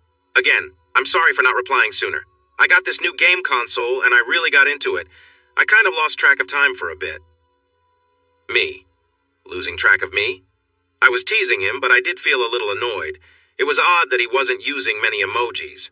Josh usually loved to use them, so I guessed he was typing quickly and realized he hadn't been messaging like he usually did. Josh. No, not at all. Just distracted is all. Me. Oh, okay, it's fine. Me. So am I still allowed to hang out with Toby, right? Josh. Yes, of course, honey. I love the videos. Keep sending them. Me. Cool. Just please don't ignore me like that again. I can imagine how bored you must be. Josh. Heh, yes. You know me. Once I start playing, it's hard to pull me away. Me. Yeah, I get it. Well, I'm glad you're all right. Josh. Sure thing, hun. I closed my messages, feeling much better. He was okay, just distracted by his game, as Toby had said, and probably stressed about being stuck in a room. It still bothered me that he wasn't himself lately, but I would forgive him. Maybe I was being a bit silly. I didn't know how he was feeling being stuck in one place for so long. Quarantine can be tough. Still, it was great to know he was fine. I looked around my bedroom. I felt energized after chatting with Josh, and it was a nice feeling. Now I needed something to keep myself busy, and since Josh was preoccupied, I knew exactly what to do. I walked over to Toby's room, opened the door, and stepped inside. He was at his desk, turned away from me, focusing on some game he had told me about. When he heard me come in, he turned to look at me. Kimberly, he said, a playful smile on his face. What's up? I smiled back and walked closer. I'm good, but I was thinking, I haven't sent a video to Josh lately. Do you want to help me make something I can send? Toby smiled wider and nodded. Sure, he said. I just wanted to escape this quarantine. The hotel staff had been friendly before the lockdown, but during it, they were not useful at all. I tried many times to get help in reaching out to Home and to Kim, but either they didn't understand or didn't want to help. I found it frustrating as I paced my room. I was feeling anxious. I usually didn't pace, but I was tired of being stuck here. My thoughts flipped back and forth between the lockdown and Kim, who was with Toby. Deep down, I worried that he might take her away. I had seen the videos. He hasn't called yet? No response? Toby would say after spending time with her. No, Kim would reply. Toby had her thinking that I had stopped contacting her, which broke my heart. It made me angry to see her think so poorly of me. Maybe he can't handle you being with someone else, Toby would whisper to her. But why wouldn't he let me know? Kim's voice sounded hurt. It was hard to watch her suffer. Perhaps he has found someone else, Toby would suggest quietly. No, he wouldn't do that, Kim would protest. Toby would lie and create doubt in Kim's mind. He told little lies while treating her nicely, which changed how she viewed me bit by bit. While I had the hope of getting home soon, Toby was trying to take advantage of the time he thought he had. Once I found out what Toby was doing, I looked for my laptop, but my phone was broken. I soon realized I had left my laptop behind in Venezia because this was supposed to be a short trip. I spent too long trying to get the staff to send it to me, but had no luck. Next, I tried to create fake email accounts or social media accounts that I knew Kim used. This might have worked years ago, but now Kim had strict filters in place for her esports job. I kept trying, but I knew my efforts were going nowhere. It was the same with her other social accounts. She wouldn't accept messages from someone she didn't know. I attempted to reach her through my own account, but she had closed DMs for me on every service. Didn't she notice? Or was she too distracted? As I tried everything, the signal up here was weak, and everything moved slowly. It didn't help that I was having a hard time concentrating. The stress was overwhelming. clouding my thoughts with a heavy fog that made it nearly impossible to focus. My emotions were all over the place. Anger, hurt, and confusion were crashing into one another in my mind. For a while now, Toby had been working his way into Kim's life, trying to win her affection in subtle ways. He'd tell me how he'd make her breakfast, give her foot massages, and spend time whispering sweet words to her. It hurt me deeply. But what hurt even more was the strange reaction I had whenever I saw the videos of them together. I didn't like it. I hated seeing Kim with him, yet I kept watching, caught in a cycle of feeling anger and shame. After every viewing, I'd be filled with rage and despair, wondering why this was happening to the woman I loved. In rare moments of clarity, I tried reaching out to others in Cordington, hoping to talk to someone who could help. The bad internet and poor cell service made this a slow and frustrating process. Normal calls or texts didn't seem to work anymore, except with Toby. I resorted to using social media, but Luna wasn't responding. She hardly ever checked her messages. As a last resort, I thought of contacting Zach or Amanda. Then, the lockdown lifted. An Italian colleague of mine saw how stressed I was when we met in the hotel lobby. I quickly explained that something was wrong at home and that I needed to get back immediately. He let me borrow his phone, and I dialed Kim. Meanwhile, Toby had made himself comfortable, trying to deepen his connection with Kimberly. They spent time together, and the tension between them was palpable. But it wasn't something I could have expected. My absence left room for Toby to manipulate the situation, taking advantage of my time away. Though there was nothing I could do at the moment, I knew I had to get back as soon as possible to set things right. The moment had been filled with so much energy that I felt like my heart was going to burst. "That was incredible," she said, her voice soft and light. "Yeah, it really was," I replied. "I could go for more," she teased. "I doubt you can handle it," I joked. "Are you sure about that?" she asked, reaching toward me. "Kimberly, if you keep it up, I won't be able to hold back." "Good," she said, a playful smile on her face. She brushed against me, and I could feel a spark between us. Her touch was exciting, building up feelings inside me. She looked at me with longing in her eyes, and I could sense the connection growing stronger. "Wow, Kimberly, you're really good at this," I said, feeling overwhelmed. "Yep," she replied, smiling. "You better be careful, or it won't be long before I can't take it anymore." She pulled back slightly, leaving us both caught in that moment. "Then you should give it your all so we can enjoy it again," she said in a low, playful tone. I turned her gently, and we moved closer to each other.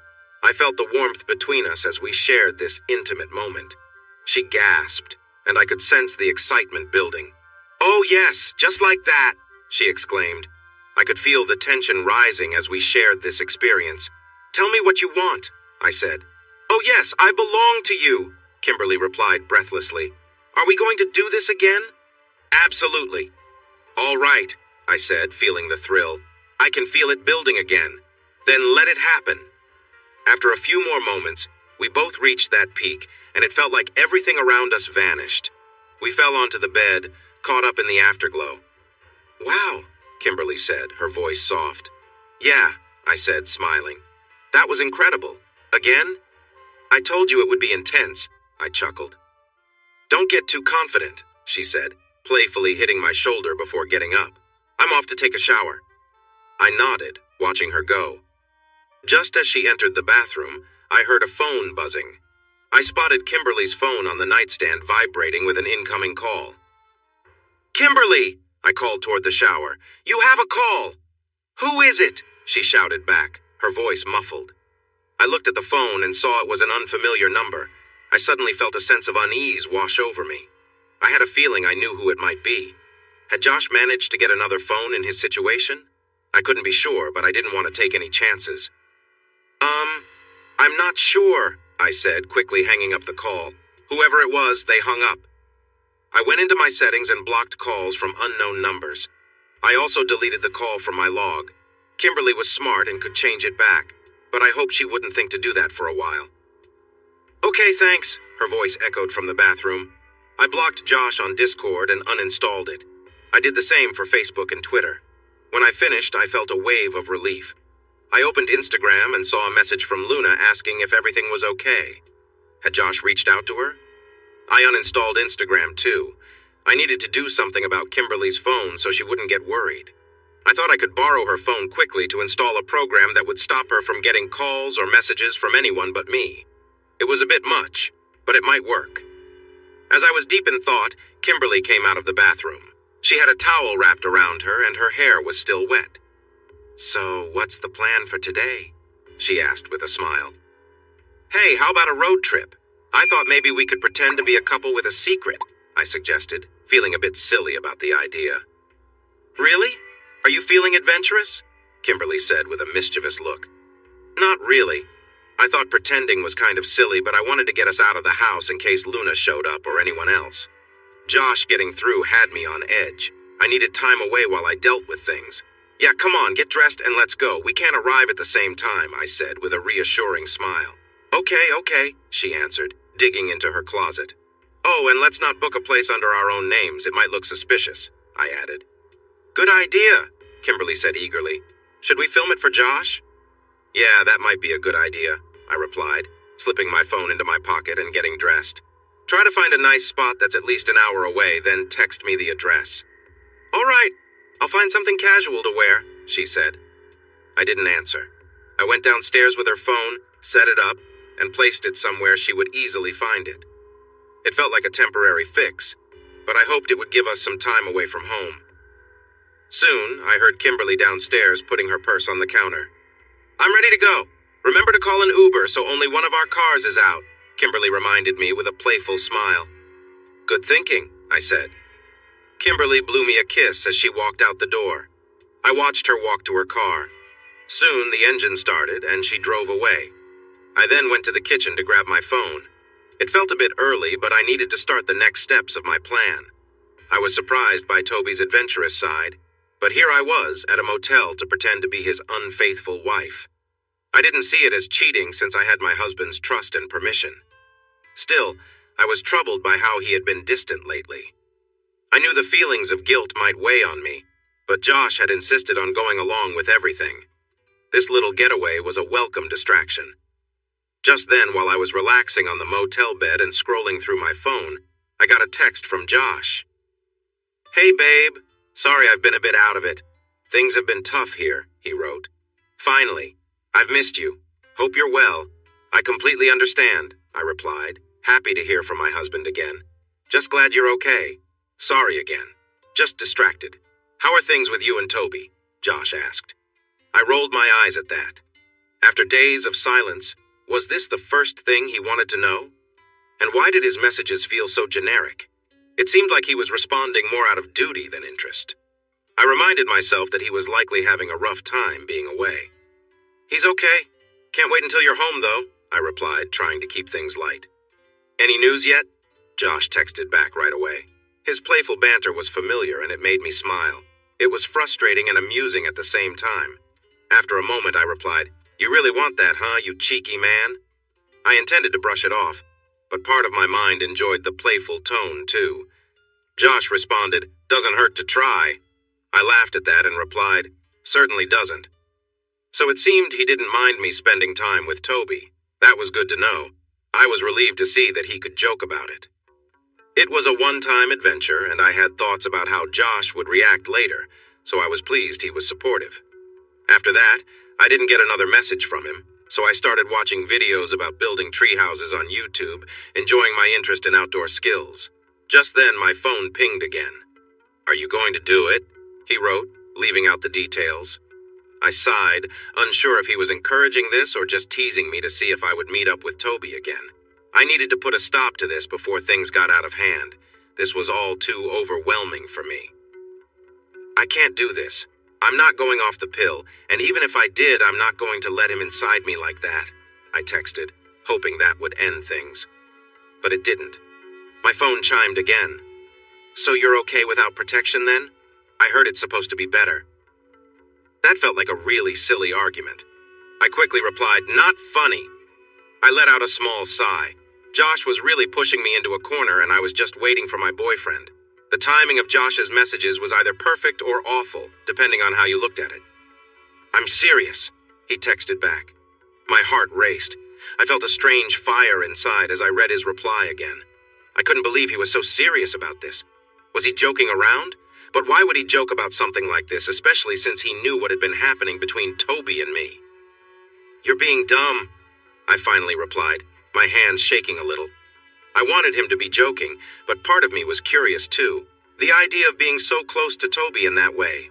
It felt wild and risky. "I'm serious. He's already gone that far with you. And you're okay with that?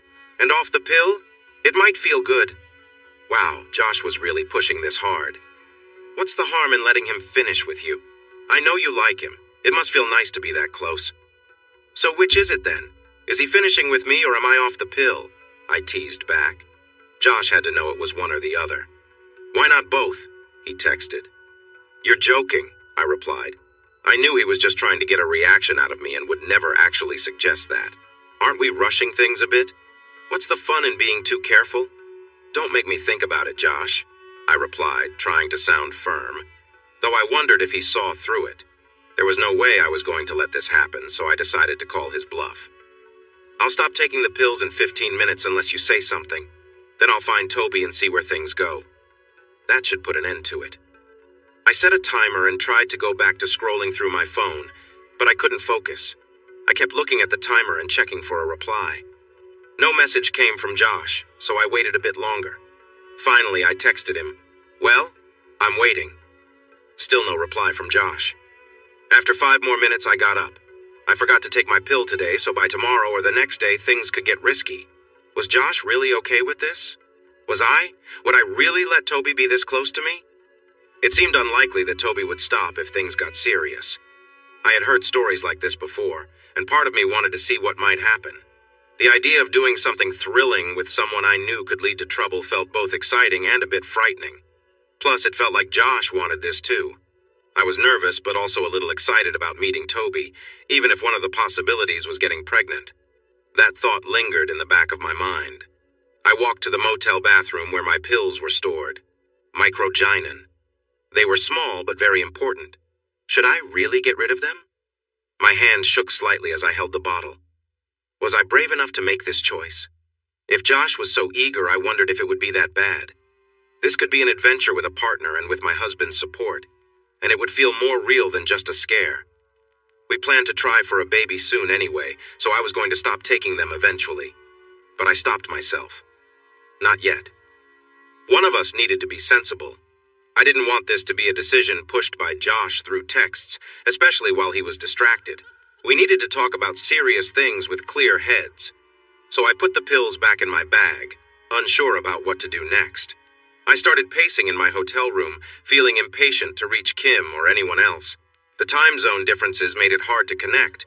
I had called Kim several times, but I couldn't get through. Once I landed in New York, I finally got a call through, but it was dropped. "What the heck?" I said to myself, frustrated as I hurried to the gate. Then my phone buzzed. I saw the name Toby on the screen. I was surprised and worried. What did he want? I felt uneasy thinking about him possibly getting too involved. But I picked up the phone anyway. Maybe I could learn something about his intentions. "Hello, Toby," I said, trying to keep my tone steady. "Well, if it isn't good old Josh, how is Italy treating you?" He replied with a chuckle. "Why do you want to know?" I tried to keep calm. He didn't seem to know I was back in the US, so I had an upper hand. "What's this call about?" "It surprised me," I said through clenched teeth. "I just wanted to tell you that you've hit a dead end." Toby laughed on the other end. "Stop reaching out to Kimberly or anyone else. You need to step back and let her come to me." "No way," I replied angrily, feeling my irritation flare up for a moment. I stepped away from the small group near the gate, even though there weren't many people around. "You think you can just walk away?" Toby shot back, his voice serious now. "Don't make me share those videos I have of your wife. I'll show everyone how she's been unfaithful to you. It will be quite the story." "You wouldn't dare," I said, my jaw tight. "Just watch me," Toby replied. I wanted to fight back, but I held my tongue. He sounded sure of himself, and maybe he had a reason to be. "She's going to forget about you and choose me. There's nothing you can do. You've been absent, and I'm ready to step in and make her happy." "Enough, Toby. The truth always comes out," I replied, determined. Panic washed over me like a heavy weight. I knew he had the advantage. He really had those videos, and I was afraid he might actually post them. He had the power over my wife, and it felt terrible.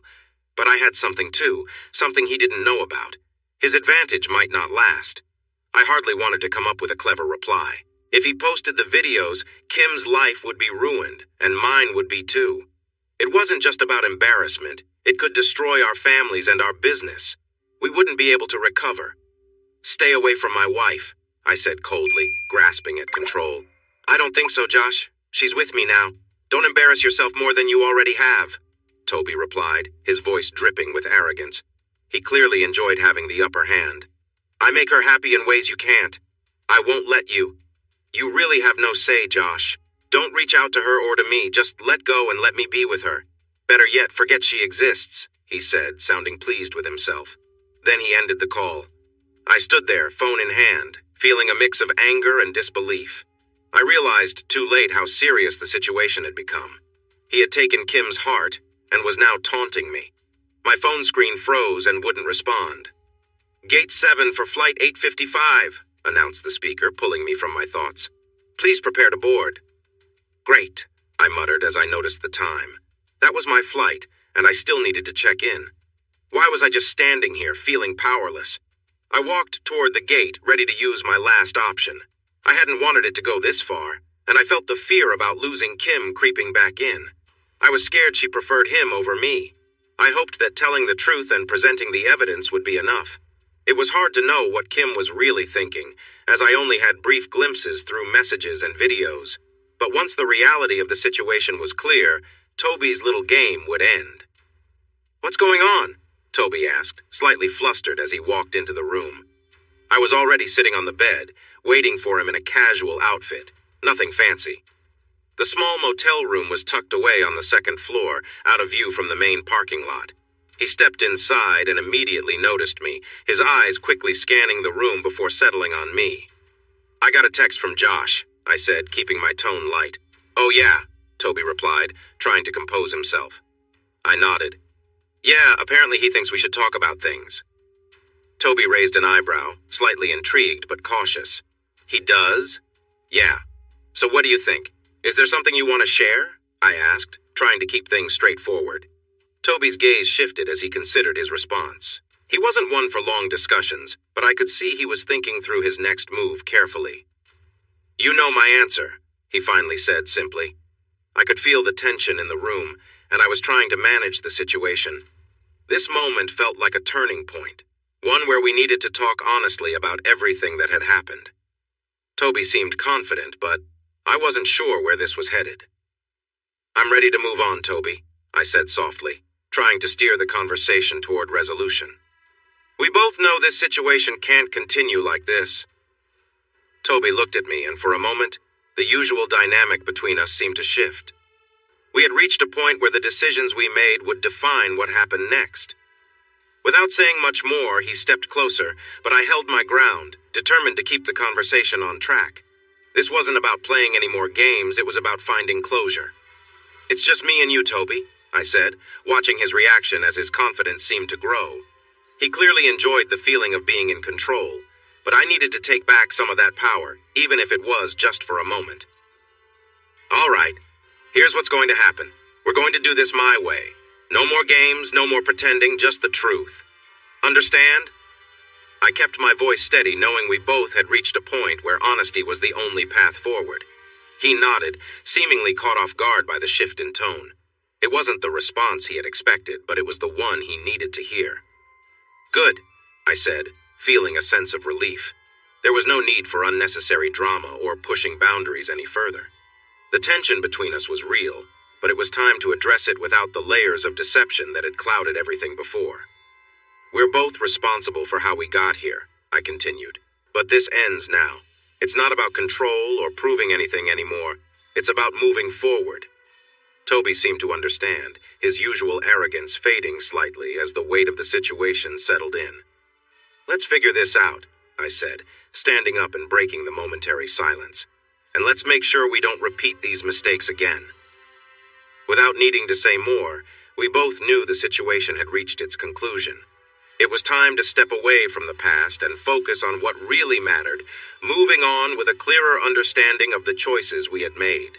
The atmosphere in the room was heavy with tension as Toby entered, his expression shifting as he noticed me sitting quietly on the bed. I needed to be honest, to bring everything into the open, but it wasn't easy. "I got a message from Josh," I said, breaking the silence. Toby paused, studying me before responding. "Oh yeah? What did he say?" "He thinks we need to have a conversation," I replied, keeping my voice calm. Toby's eyebrows furrowed as he processed my words. "What kind of conversation?" I sighed, feeling the weight of the situation. "About everything that's happened, about where this is going." For a moment, the room was still. Toby took a step closer, but I raised my hand to stop him. "We can't keep going down this path," I said softly. "It's not right, and we both know it." Toby's usual confidence wavered as he stood there listening. I could tell he wasn't expecting this conversation, but it was one that had to happen. "I get it," he finally said. "You're right." The moment hung in the air as we both acknowledged the truth. It wasn't about power or control anymore. It was about finding a way forward, one that didn't involve more hurt or confusion. "We need to be better than this," I added, standing up from the bed. "Let's end this the right way." Toby nodded, and with that, the weight began to lift. We were finally on the same page, ready to move past the mistakes and leave this chapter behind. Without another word, we walked out, both knowing that this was the closure we needed. I want everything to feel just right. I noticed Toby grab his phone, and as he promised, he aimed the camera at me and started recording. He let it run for a bit before he spoke. "What did we just do?" Toby asked. I paused for a moment. Did I really want to say it on camera? But I thought, why not? We were now starting our role play, even though I had already caught some moments for myself. Maybe we could combine the clips later for a nice video with different views. "We just had a great time together," I said. "Do you enjoy sneaking around with me?" he asked. I didn't think of it as sneaking around, but I definitely liked being with Toby. So I answered, "Yes." "Did we just come to a motel so we could be together instead of with your husband?" Toby asked. "Yes." "Are you going to be good and take care of me now?" he asked playfully. "Yes, of course." "Great. Now help me relax a little. I have to deal with a wife who went behind her husband's back," Toby teased, making me smile as I did what he asked. And that was just the beginning. Over the next day, Toby and I would spend a lot of time together, enjoying each other's company in the motel. We were everywhere on the carpet, in the shower, in our bed. It was incredible how good it felt to be close to him.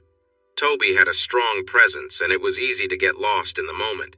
Toby sometimes mentioned my husband, Josh, but I tried to change the subject.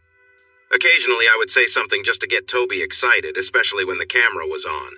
Toby seemed to really enjoy it, and I was caught up in the fun. There was a certain thrill in what we were doing. I was supposed to be faithful to my husband, yet here I was with someone who shouldn't be in my life according to the usual rules. I cared for Josh, but I could not deny how much I enjoyed my time with Toby. But eventually, we had to go home the next day. My phone was acting up, and I probably needed to get a new one. "It's probably just a little update," Toby said as I drove us home. "I could take a look if you want." "No, it's been acting strange for a while. Now it's really frustrating. I might just get a new one," I replied with a chuckle. It felt like everything was closing in. Josh was trying to reach me, and I knew it was only a matter of time before he found a way to get in touch with me. I wanted to make my time count, just like I did in the motel.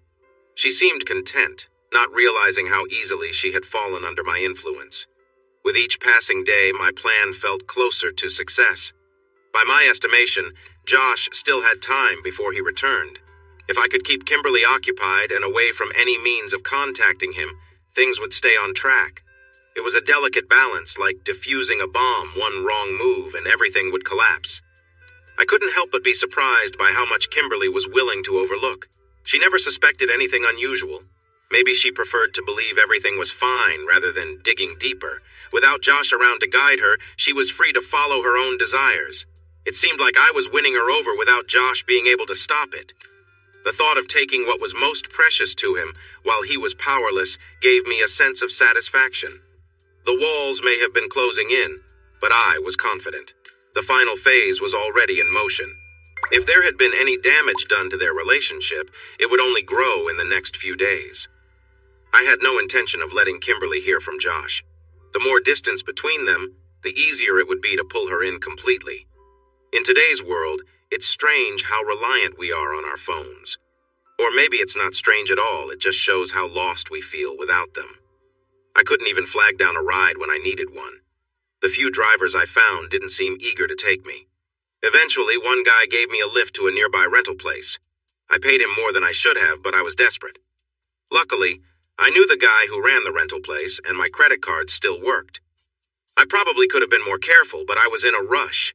As soon as I got the car, I sped off, easily doubling the speed limit. I hadn't even made it out of Indianapolis before I got pulled over. The officer took one look at me and decided to throw me in jail overnight, just because he could. From the moment I rolled down the window, I knew I was in for trouble. The bored look on his face was a clear sign. I spent the night pacing the cell, doing push-ups, and making a general nuisance of myself. But I didn't care. I was filled with frustration, and if anyone wanted to take it out on me, I was more than ready. The next morning, I picked up my stuff and immediately checked my phone. The first thing I saw was a message from Toby. "Enjoy Italy. I'll enjoy your wife." The phone was working again, which made me wonder if Toby had been controlling it the whole time, playing some sick game. Then I saw the pictures. A gallery of photos from Toby, all taken at the same angle. He must have set a timer on his phone, carefully planning each shot. He likely took multiple pictures and picked the ones that would embarrass me the most. The first few showed them sitting in the lounge area, each with a game controller. Kim seemed to be enjoying herself, while Toby looked more focused. Then in one photo, Toby turned and said something to her. The next image shifted dramatically. Kim was now on her knees, her head in Toby's lap. A few more pictures followed, showing the progression from Kim looking up at him to something more personal. In one of them, she was looking at the camera with an expression of satisfaction. As the pictures continued, Toby's intention to humiliate me became clear. Kim's face was covered, yet she seemed unfazed. She smiled faintly, completely unaware of how the whole situation would affect me. The final few pictures captured her in a different moment. One showed her with a satisfied look, and the next had her holding her mouth open, signaling she was completely in on what was happening. Seeing her like this, knowing the betrayal behind it, felt like a punch to the gut. I knew I shouldn't, but I opened the video Toby had sent as well, needing to understand the extent of the situation, no matter how much it hurt. The video was taken from a nightstand, capturing a moment between them. Toby was close to her, speaking softly. The angle didn't allow me to see much, but the sounds and movements made it clear. He asked her something about me, timing it perfectly to rub it in. "You haven't heard from him yet?" Toby asked quietly. "No, I'm starting to wonder if he's having second thoughts again," Kim responded with a hint of concern. Toby's expression didn't change as he continued to control the situation. They exchanged quiet words, and for her, it seemed like everything else was fading away. Toby asked if she had any doubts, but her answer was clear. "Not right now," she whispered. The whole thing was a mess. The quiet moments, the questions, and her responses were painful to hear. The betrayal felt more real with each passing second. Every word, every action reinforced the realization that I had lost control, and Toby knew exactly how to take advantage of that. Toby stopped, and I could hear Kim's annoyed sighs. Toby turned her over and started moving with her from behind. Kim was making soft sounds, pushing back against him as if urging him to go faster. I was breathing heavily, feeling a mix of rage and confusion. Hearing her call out his name and express pleasure hurt me deeply. In the video, I saw her face tilted upwards, smiling and panting with her eyes closed. She seemed to be enjoying everything, and I felt powerless to change it. Toby had skillfully led her into this situation. "You're really going for it," Kim gasped, matching Toby's rhythm. When the video ended, I needed to sit down. I was shaking with anger and pain, ready to break my phone. I couldn't accept what I had seen, despite the evidence. "Mission accomplished. See you next week," was the only thing Toby wrote. His confidence was infuriating. I was in a rental car after spending a night in jail. I was stalled, but not defeated. The trip to Cordington should take about an hour for anyone thinking clearly. But my mind was racing. pushing my speed despite already being caught once. I knew I couldn't change what had happened, but I wanted to get there quickly. I needed to tell Kim what was really happening. She had to see that Toby's intentions were to take her from me. When I arrived at our mansion, I waited as the gate opened. A moment later, I slammed on the brakes in front of the door and rushed inside.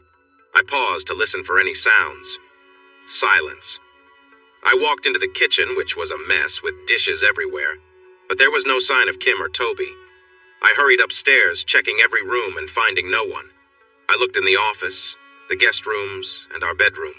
The sight of the messy sheets on our bed filled my mind with painful thoughts of what had happened there. It felt like I could hear echoes of Kim's cries filling the space. It shouldn't have surprised me. I remembered the earlier events on the couch and everything that had led up to this moment.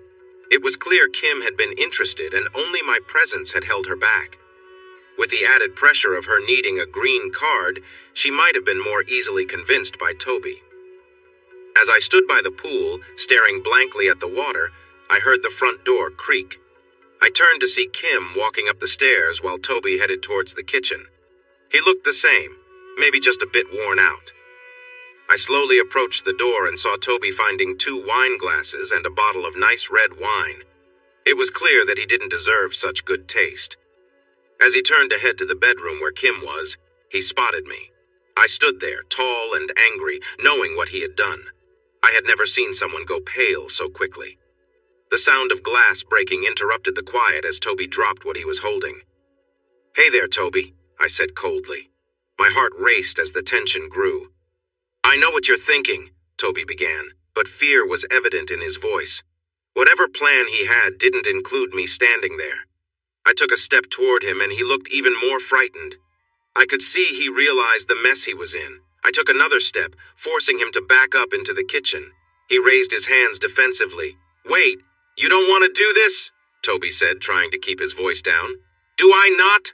I laughed lightly, moving to block his escape. "You have it all on video," he stuttered. I paused. Of course he had. He had sent it to me himself. But it didn't matter now. "Don't you think I already know?" I replied through clenched teeth. "I set it up so it gets sent to everyone if I don't log in," he continued, inching away from me toward the fridge. Anger surged through me and I slapped him hard, sending him stumbling. "Deactivate it," I said firmly. "I mean it." "I refuse," he said, his voice shaky. I grabbed him by the collar, ready to react. "Don't hit me again," he warned. I hesitated for a moment, knowing he was panicking. He continued, "Think about what it will mean for you, your job, for Kimberly." He was right, and I felt my resolve waver. "Deactivate it," I told him again, trying to keep my voice calm. I could feel my chance at revenge slipping away. He scoffed. "Why should I?" He was regaining some confidence and tried to turn the situation in his favor again. "Just don't share the videos," I said, not sounding very convincing. I couldn't risk everything being public.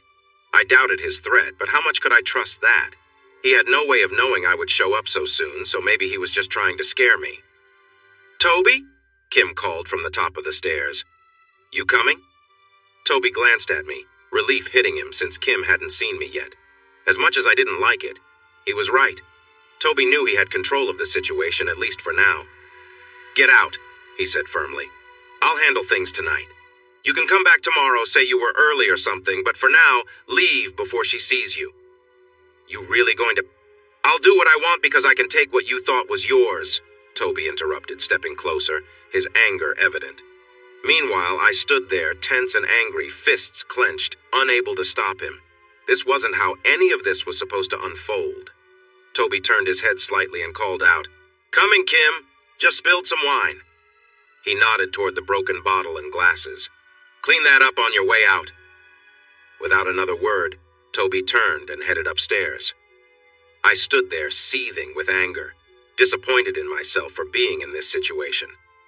I grabbed a broom and some towels to clean up the mess, but my focus was shattered by the sound of the headboard banging against the wall above me. Kim's voice, full of pleasure, echoed through the ceiling. Each sound from above was like a dagger. Kim's reactions told the whole story. She was clearly enjoying herself, her voice getting louder with each moment. My frustration grew as I heard them, the whole situation spinning out of control. Toby had somehow managed to flip everything around, and now I was stuck, powerless to change the course. After a while, I decided I couldn't let things continue like this. I had to figure out what Toby's threats really meant. Was that send to all message a bluff? I couldn't trust a word he said, but I wasn't without my own skills. Instead of leaving as he'd commanded, I slipped into the annex, locking the door behind me. The situation upstairs didn't slow down. Toby knew I was still in the house, and it seemed to feed his ego. The louder Kim got, the more intense his movements became, and it was clear they were both lost in their moment. Kimberly's voice filled the air, and with every sound, I felt the power dynamic shift further. Toby seemed to enjoy knowing I was nearby, maybe even assuming I could hear everything. It only fueled his sense of dominance. Kimberly was fully into it, her voice pleading for more, her satisfaction impossible to ignore. Whatever Toby was doing, I had no idea, and honestly, I didn't care anymore. Whether I was meant to hear it or not, the reality was clear I had lost control, and now I had to find a way to deal with the mess. Kim groaned as I pulled her closer. Her soft, barely audible moans made her desires clear. I gave her what she wanted, letting her take control as she moved in sync with me. "You want more, don't you?" I teased, knowing her answer already. Kim pushed back harder, her voice a low whisper. "Yeah. You don't care what Josh would think?" I challenged. "He's ignoring me," she muttered. "This is what he gets." It was clear she had made her choice.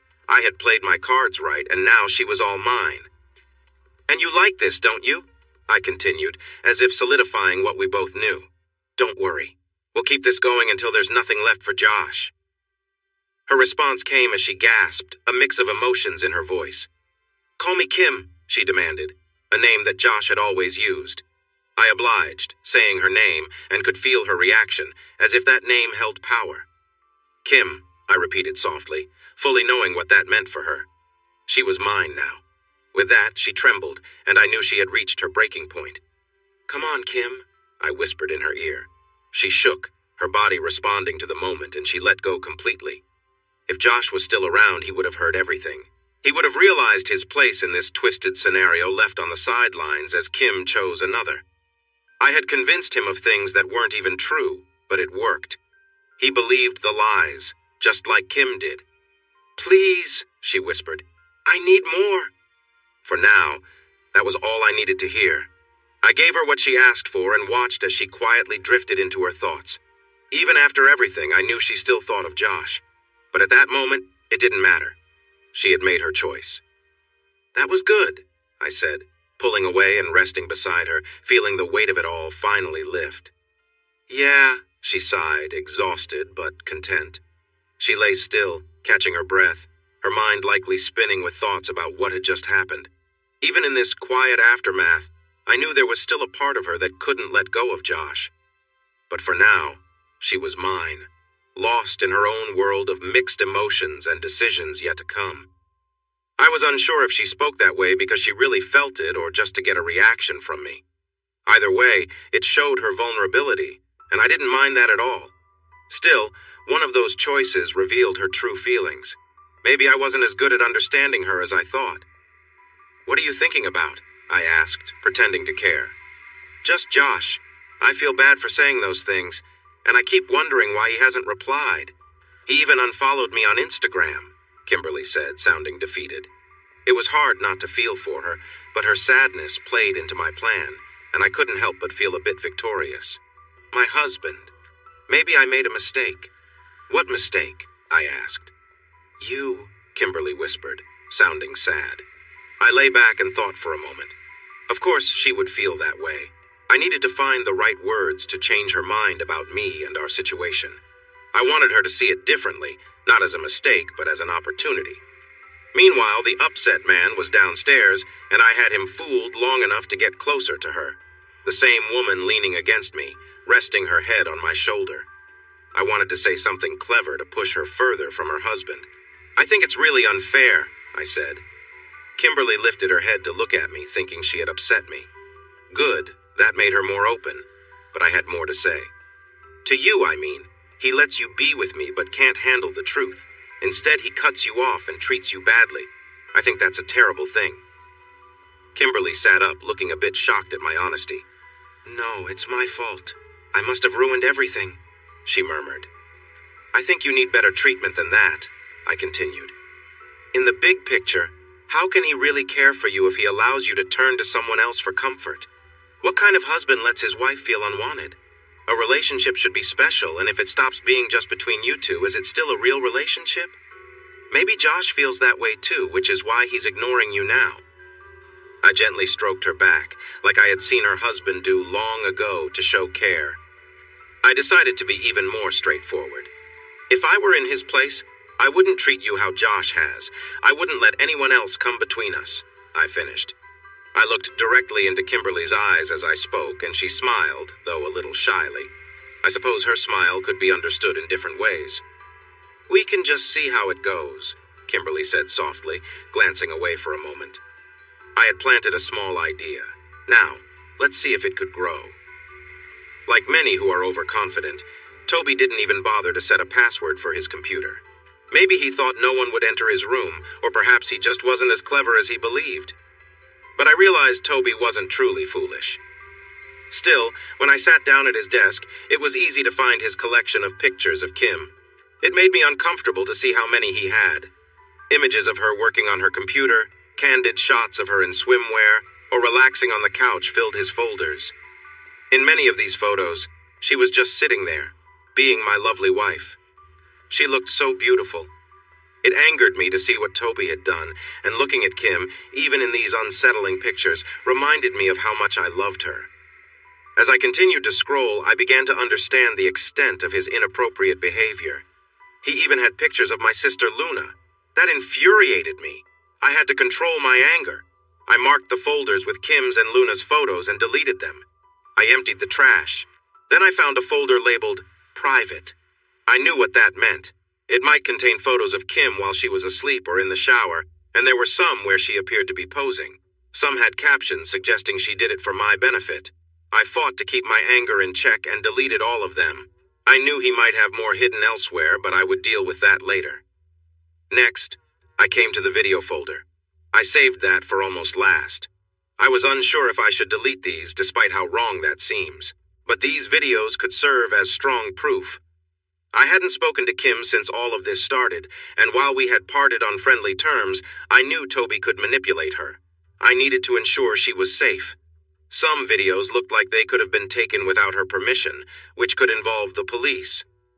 I trusted Kim and knew she was my soulmate, but I had to be cautious about Toby. While I sat there, I made a decision. I decided to send the videos to myself. For some reason, Toby hadn't removed me from Discord, so I sent the files over.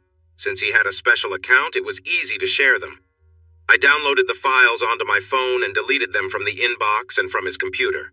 One by one, I erased the files, ensuring that nothing remained. But I hesitated over the last video. I didn't know why, but something made me click on it. Maybe it was curiosity, even though I knew it would only upset me. The video showed Toby sitting on our couch in the lounge. The familiar view of the night sky and the pool behind him made it clear the camera was placed nearby. I had seen this video before. Nothing unusual, but knowing the reality behind their closeness, I couldn't help but watch. In the video, I saw them together and it stung. Kim's expression, her voice, everything about it felt wrong, even though Toby always claimed he was taking her from me. I knew there was no love in that video, none that I could recognize. But the scene, as much as it angered me, also stirred something I didn't want to admit. I deleted it. I deactivated Toby's account, removed anything connected to him, and began wiping his computer. Maybe it was overkill, but my thoughts were scattered. Now I had to get to his phone to ensure everything was gone, especially anything stored in the cloud. The problem? His phone was likely upstairs with him next to Kim. I wasn't ready to face them, not yet. I needed to be sure I had control before confronting them. I was afraid that if I didn't, they might say something to throw me off. I stepped into the hallway, listening. It was quiet upstairs. Maybe they were asleep. I could sneak in, find the phone, and leave without them noticing. Or a part of me wanted to go in and confront Toby, take his phone by force. No, I needed to stick to the plan. Toby had shown me how far careful planning could take you. I crept up the stairs, moving carefully down the hallway toward our bedroom. The house was still, but as I got closer, I thought I heard soft sounds, faint shuffling, maybe even quiet whispers. But the door was closed. I wasn't sure if I could open it without alerting them. A part of me didn't want to listen to what was happening behind that door, but another part of me was drawn to it. As strange as it seemed, hearing Kim give in to someone else fueled a mix of emotions. I wanted to show her who her real husband was, to remind her of the bond we shared. But knowing it was Toby with her, in my place, only deepened the conflict inside me. The sounds coming through the door made it clear what was happening inside, and I hesitated for a moment. Just as I was about to open the door, a wave of guilt hit me. What was I doing? I had come here with a clear goal, but now it felt like I was losing focus. Was I really going to spy on my wife and this man? Was I sinking to this level? I was here to fix things, but my mind was spinning with confusion. No, I was here for the phone. Once I had that, I could end this. It would all be over for Toby. I just needed to get his phone, and then I could put an end to everything. I took a deep breath and cracked the door open. Inside, I could make out the shapes of the two of them in bed. The sound of the blankets moving and the soft sounds they made together made my heart sink. Toby was behind Kim, close to her, and it was clear what was happening. Each movement of the bed, each soft moan from her, felt like a punch to the gut. I stood frozen, watching in disbelief. They were wrapped in each other, moving slowly, almost tenderly in my own bed. The soft whispers and quiet gasps filled the room. I felt anger boiling up inside me, but I couldn't move. They had already been together once tonight, and here they were again. "Does the naughty girl want more?" Toby whispered to her. Kim nodded softly, pushing back against him with a quiet, "Uh-huh." I watched as he kissed her hair, holding her close as they continued. The sight of it was unbearable. This was the first time I had seen her in 2 weeks, and this was how I found her. Her back arched slightly, and she let out a familiar sound, a sound that used to be for me. They were completely wrapped up in each other, and I could see how this had all gone so far. His movements slowed, and then everything stopped. Their breaths were heavy, satisfied as they lay still. I had seen enough. I grabbed his phone from the nightstand and shoved it into my pocket. Then, without thinking, I reached for Toby and yanked him out of bed by his hair. He yelled in pain and surprise as I dragged him onto the floor. He went from feeling victorious to helpless in an instant. Kim screamed too, confused and scared. She probably thought I was someone breaking in, but soon everything would be clear. Toby struggled as I pulled him out of bed, but this time he had nothing left to hide behind. He got to his feet, struggling because he was heavier than I expected. That was good. I wanted him standing. "What on earth?" Toby shouted, swinging his arms at me, likely acting only out of instinct. I held his wrist tightly and pulled his arm behind his back. I leaned in close and said, "Checkmate. I deleted everything and I took your phone." The surprise on Toby's face was clear. He thought his threats would scare me, but I wasn't afraid. His overconfidence would be his downfall. "What is happening?" Kim asked, rushing out of the room and turning on the lights. "Josh? This guy has been playing games," I sighed, trying to keep Toby still. "Why are you doing this?" Kim asked, looking worried. It hit me. From her point of view, it seemed I had agreed to this and then suddenly changed my mind. I could see in her eyes that her loyalties were shifting because she didn't know everything yet. This realization fueled my anger and urgency. How close were we to a breaking point? "He lied!" I yelled. "He tricked me. He blocked my phone and made an app to send messages pretending to be me." "What? That sounds hard to believe," Kim replied, clearly uncertain but starting to think about the implications. "But that's not true. I was texting you and then you stopped responding." "No. 2. I struggled to find the right words. I pulled out my phone and handed it to Kim. "Look at our messages from the past week and check what he sent me too."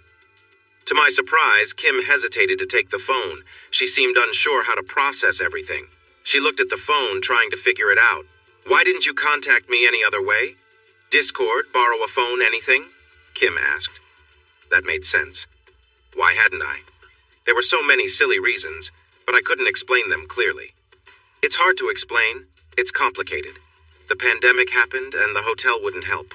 Toby blocked me on social media, I said quickly, but I could see Kim was still confused. Or maybe he didn't like seeing his wife with someone else, Toby chimed in. He's struggling with his feelings. Be quiet, Toby, Kim snapped at him. Toby seemed to notice Kim's uncertainty and my struggle to calm her down. He tried to stay calm himself. Kim looked at him, then back at me. I'm telling you, he's not to be trusted. He blocked my phone and sent me all kinds of mean messages. Check my phone, I insisted. Kim looked at my phone but seemed unsure at first. After a few moments that felt like an eternity, she finally took it. Kim, wrapping herself in a robe, sat on the bed and started scrolling through the messages. Her eyes widened with shock as she realized there were hardly any messages between us. I could see her lips tremble as she read how Toby had teased me cruelly. The things he had written about stealing her and other hurtful comments made her understand that I had not agreed to any of this. It was all part of Toby's scheme. Suddenly, she glared at him. How dare you! She yelled, throwing her phone at him, hitting him squarely in the face. You awful person! She continued, striking him repeatedly. I held Toby still as he squirmed, unable to defend himself from Kim's angry hits. His face quickly turned red as bruises began to form, but Kim did not hold back. The realization of Toby's deceit and the hurt it caused her made her lash out at him. All the time Kim and I had spent together, our trust in each other felt shattered by Toby's trickery. We had dealt with him for a while, but Toby had gone too far. Who knows what else he might have done if he had waited. That thought frightened me. Please, Toby muttered weakly, hanging from my hold. Kim paused, perhaps to catch her breath. She sank onto the bed and I let Toby drop to his knees. A few quiet moments passed while Toby seemed to gather his thoughts, probably realizing how foolish he had been. I wasn't sure whether to call the police or just throw him out. At first I had thought about being very harsh with him, but the fighting had calmed my nerves a bit. Don't pretend you didn't enjoy it, Toby finally groaned, rubbing his cheek as he stood up. His words hit me forcefully. We had so much fun. I can give you what you want. I hate you, Kim said, glaring at him, but not doing anything more. Both of you. You let it happen until... don't act like you haven't been interested in it. Me and Kimberly, the secret, the fantasy. I've seen how you both reacted to things before, Toby continued, gaining confidence. His voice was cool and matter-of-fact. I stood frozen as he spoke.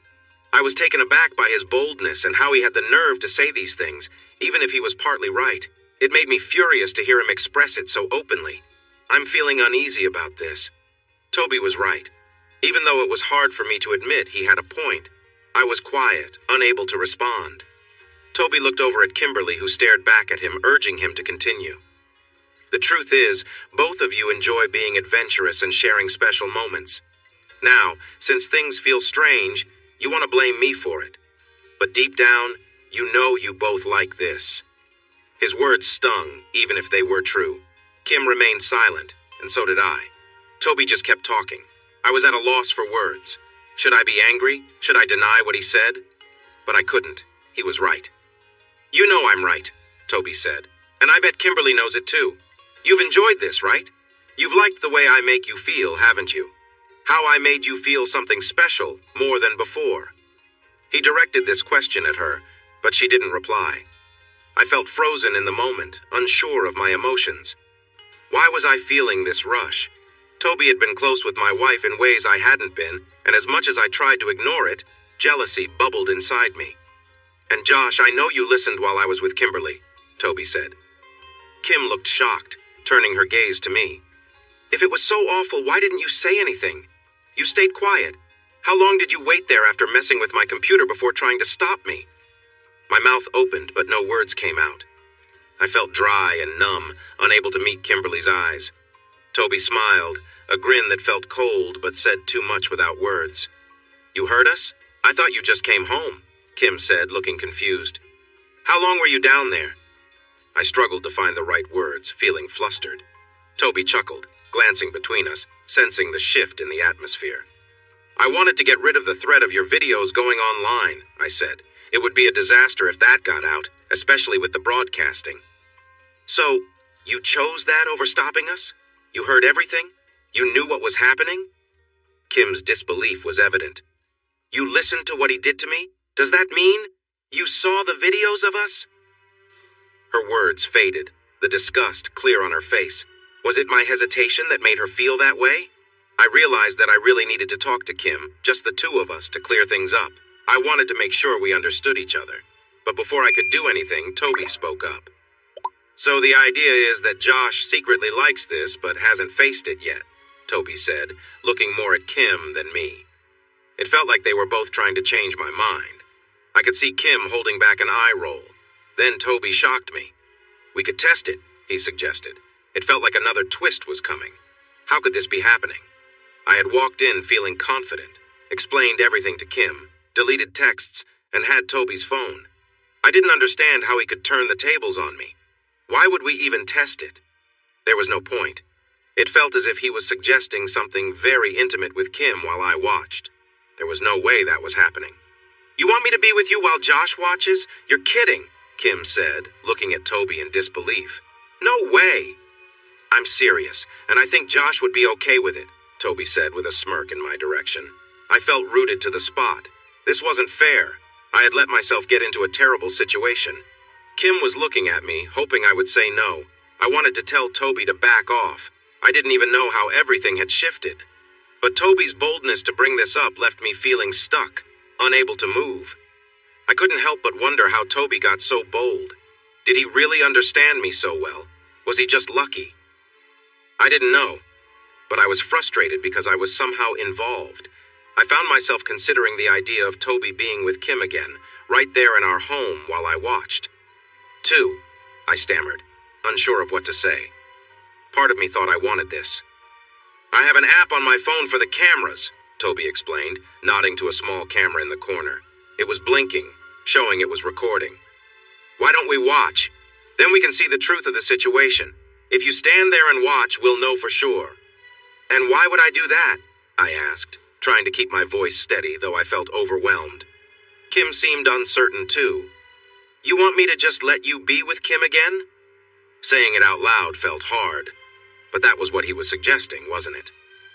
I was aware that it was strange to feel anything positive about this, even though it made me feel ashamed. But I had seen it happen before, and I knew I might feel something watching again. So why would I put myself in that position? It's not like that. I'm not going to get involved with her again, at least not right now. But you could use the recording of what just happened to see how much you really like it. It already happened, and your lovely wife is right here.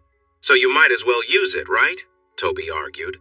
I could see he struggled to say those words, even the idea of watching something so unpleasant and feeling anything at all. While Kim and Toby were there, I felt uneasy, yet there was an odd pull inside me. Why can't we just think clearly sometimes?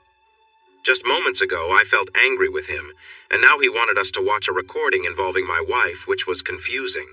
Was there any good that could come from me watching this? Watching their moment unfold while feeling a mix of emotions and my wife looking at me with confusion? The answer was clearly no. It seemed terrible. Still, the thought of seeing Kim in that moment was oddly captivating. But here I was, hesitating. I looked at Kim. She was also mixed up inside. She should be shocked by the idea, but I could tell she wasn't. She didn't need to admit that she had feelings for Toby. Then Kim looked right at me, searching for something, maybe waiting for a response from me. "Another man, me, knows how your wife feels, and I'm still here. Deep down, you know it's true," Toby said, filling the silence with his words. As he spoke, I felt frozen. I wanted to be angry, but it was hard to ignore the truth in what he was saying. It hurt, and also stirred something inside me, and the look on Kim's face. I felt my cheeks warm. Why wasn't I stopping this? A part of me was curious about where this was going, even though I knew I could end it. That only made me feel worse. Kim was watching me closely, and I could see her tension. Toby was clever. He could see that I was considering his offer, and she noticed I wasn't dismissing it outright. "Oh, Josh," she said softly, "did you actually like it?" I gave a small nod. Kim's breathing quickened, a flush creeping up her face. As she took in this new understanding, I felt embarrassment wash over me. It was difficult to accept my feelings, especially with Toby's words hanging in the air. Toby turned to Kim, clearly pleased. "Do you see how much he's into it, Kimberly? What do you think? Should we give your husband what he wants?"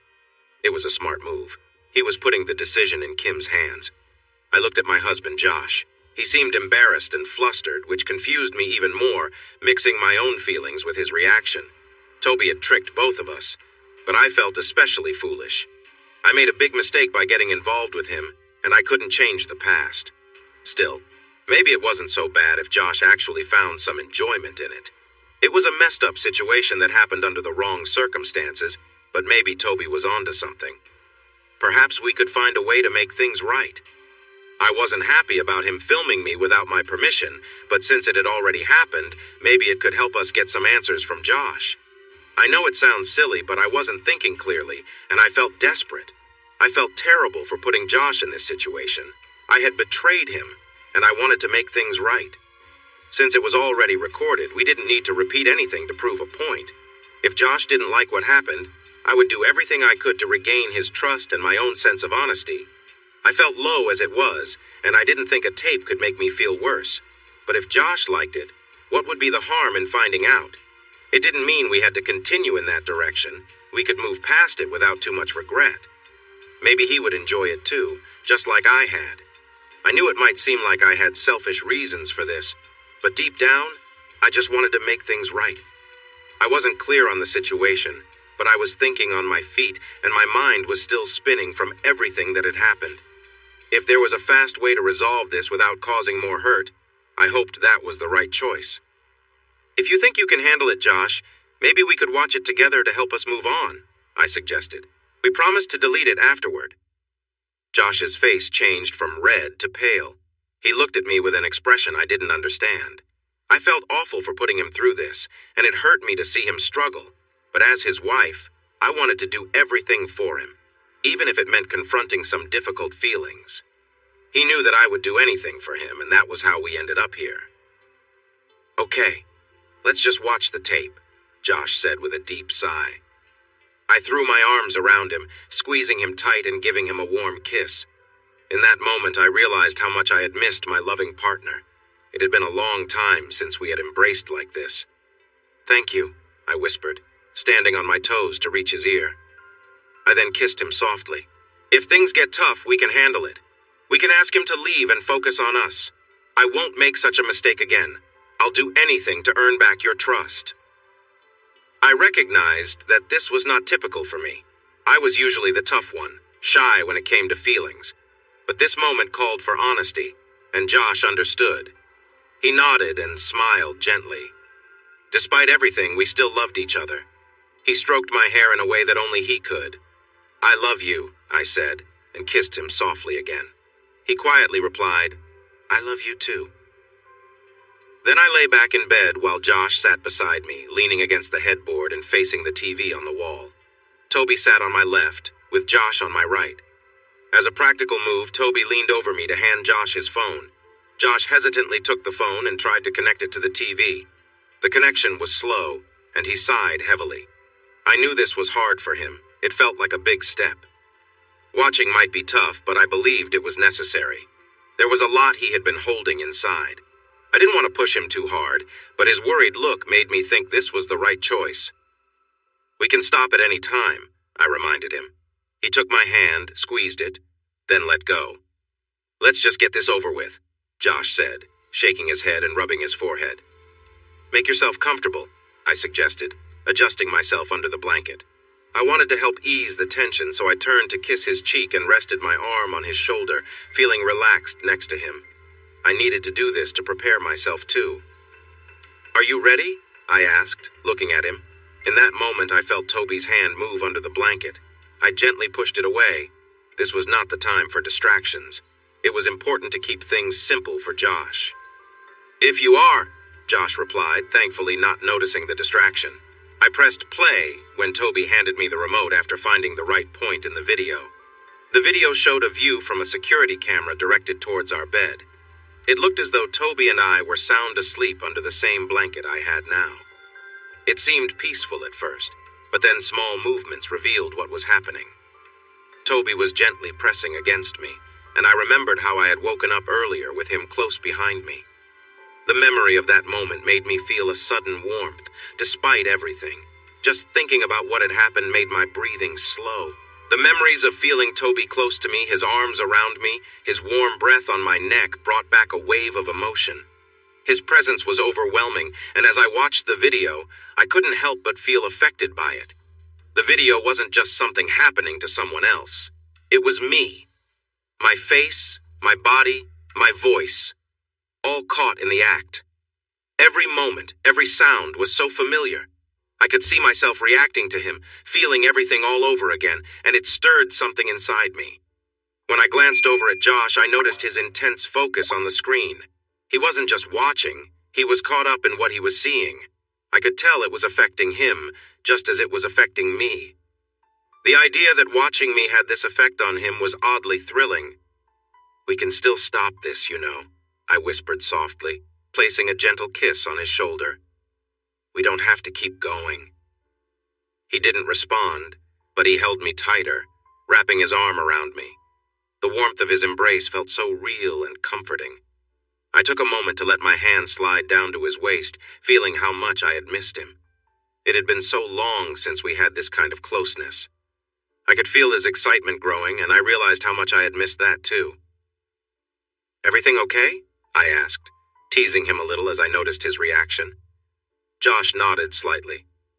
"Yeah, I'm fine," he breathed softly.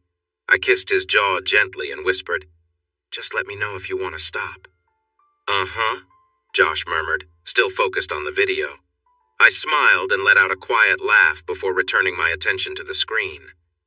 The scene continued, filled with the sounds and moments of intimacy. Despite everything, it was undeniably powerful to watch. It was raw, real, and hard to ignore. I could sense Josh's tension as he focused on the screen. Then, there was a subtle movement to my left. "Play along," Toby whispered softly, making sure Josh couldn't hear. I had almost forgotten he was still in the room. Toby wanted me to push Josh further, to blur the lines even more, but I knew this was as much for Josh's sake as it was Toby's twisted satisfaction. "Do you like the sounds I'm making, babe?" I asked Josh as he stared at the screen, a conflicted look on his face. His neutral expression had finally cracked a bit. In the video, the sounds were clearer now, my voice, my reactions, all too real for both of us. The scene showed Toby spooning me from behind, and I flinched, hearing myself react. I was getting lost in the moment, not just in the memory of what happened, but in how Josh was watching it unfold. The mix of emotions and the tension between us heightened everything, and I felt a strange thrill knowing Josh could see what I had done. Without warning, I felt Toby's hand under the blanket. I knew what he was trying to do, but I gently tried to push him away. He still managed to slide his fingers under my grasp, making me gasp in surprise. My body responded automatically, and I fought to maintain control, but it was difficult. Toby knew how to manipulate the situation, and the added tension from Josh sitting next to me made everything more intense. Josh, still absorbed in the video, seemed torn, but slightly more relaxed than before. "You look really good, hun," he finally said, a small smile breaking through his otherwise tense expression. His words brought a wave of relief over me. I turned my attention back to him, hoping to regain some control over the situation. On the screen, the video had reached its peak, and my past self was reacting to Toby's actions. The emotions I was battling in the present mirrored what was happening in the video, and I struggled to keep my focus. Toby's hand, however, continued its teasing, his fingers curling in just the right way, making me fight harder to suppress any audible reaction. Josh looked over for a moment, sensing something, but he didn't seem to notice what was really happening beneath the blanket. The temptation was growing, and my mind was clouded. Maybe, I thought, Josh might be okay with more after all. He hadn't reacted negatively so far, but I wasn't sure, and the uncertainty left me torn between the intensity of the moment and the desire to stop everything before it spiraled further. Toby, seeing Josh's focus return to the screen, resumed his hidden advances, leaving me struggling to stay composed. The room was filled with unspoken tension, and I wasn't sure how long we could keep this up. I realized I needed to include Josh in the moment before things spiraled out of control again. Slowly, I started to stroke his hand while trying to keep things grounded. Toby, meanwhile, kept doing his thing under the blanket as we continued watching the video play out on the screen. Suddenly, Josh appeared in the video. His shadow was visible in the doorway, watching Toby and me on the bed. I was shocked. He had been there early on, seeing more than I expected before he finally confronted us. It made me wonder if his anger had stemmed more from regret than the act itself. This was definitely something we'd have to talk about later. But in the video, Josh didn't move. He just stood there, watching Toby with me. No yelling, no fighting, just silent observation. It was strange, almost surreal. Seeing myself in that vulnerable moment, fully in the act while Josh stood there, made me wonder what his breaking point had been. "You just stood there and watched?" I asked softly, trying to keep my voice steady. It was difficult to focus with everything going on, my pulse racing, while I kept my hand on Josh. Josh's body reacted to my words. He didn't seem upset. In fact, he was responding in a way that surprised me. Watching the video, I began to realize this wasn't just something he tolerated, it was something he had chosen to witness. He could have left, could have stopped everything, but he didn't. "Honey, you were really okay with that part? Seeing me with him like this?" I asked, trying to keep my voice steady despite the emotions swirling inside me. I needed to know how Josh truly felt. He hesitated, then nodded slightly. "I guess I was just shocked at first. I didn't know what to expect when I saw you both there, especially in our bedroom," he admitted, his voice low and unsure. I pressed further, gently. "But watching, that didn't bother you? Seeing someone else like that with me?" The idea that he had been watching, and maybe even enjoying it, made my mind spin with mixed emotions. Josh's response, his physical reaction, was all I needed to know. He was clearly affected by the video and the memory of what he'd seen. Toby's continued teasing, and the intensity of the moment was pushing me toward the edge, but I knew I needed to keep things under control. The situation was building up inside me, with the video playing in the background, and I could feel my own excitement growing. I didn't want to cause any more tension or drama, but the realization that Josh was getting turned on by it was too much to ignore. I knew if Josh took things further, it would be more than I could handle. The feelings were overwhelming, but I was trying to keep everything balanced between us.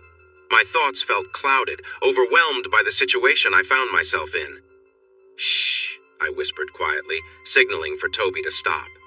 I heard him scoff softly, but instead of pulling back, he changed his approach. He started gently stroking, sending waves of sensation through me. I felt my body react instantly. Toby had a way of knowing exactly what to do, and rather than stop altogether, he continued with careful precision. I felt a sudden jolt of intensity as he touched me in just the right way, and I couldn't help but tense up. It was almost surreal, all of this happening while Josh was right there, watching the video of us on the screen. The video played out, showing me in a vulnerable moment, and Josh didn't move. He hadn't moved then, and he didn't move now. I decided to push things just a little further, testing where the line truly was. "Josh," I whispered, trying to keep my voice steady, "if you want to see it for real, not just on the video, look over here." His eyes widened as he turned to see what was happening. His expression was one of confusion, mixed with something deeper.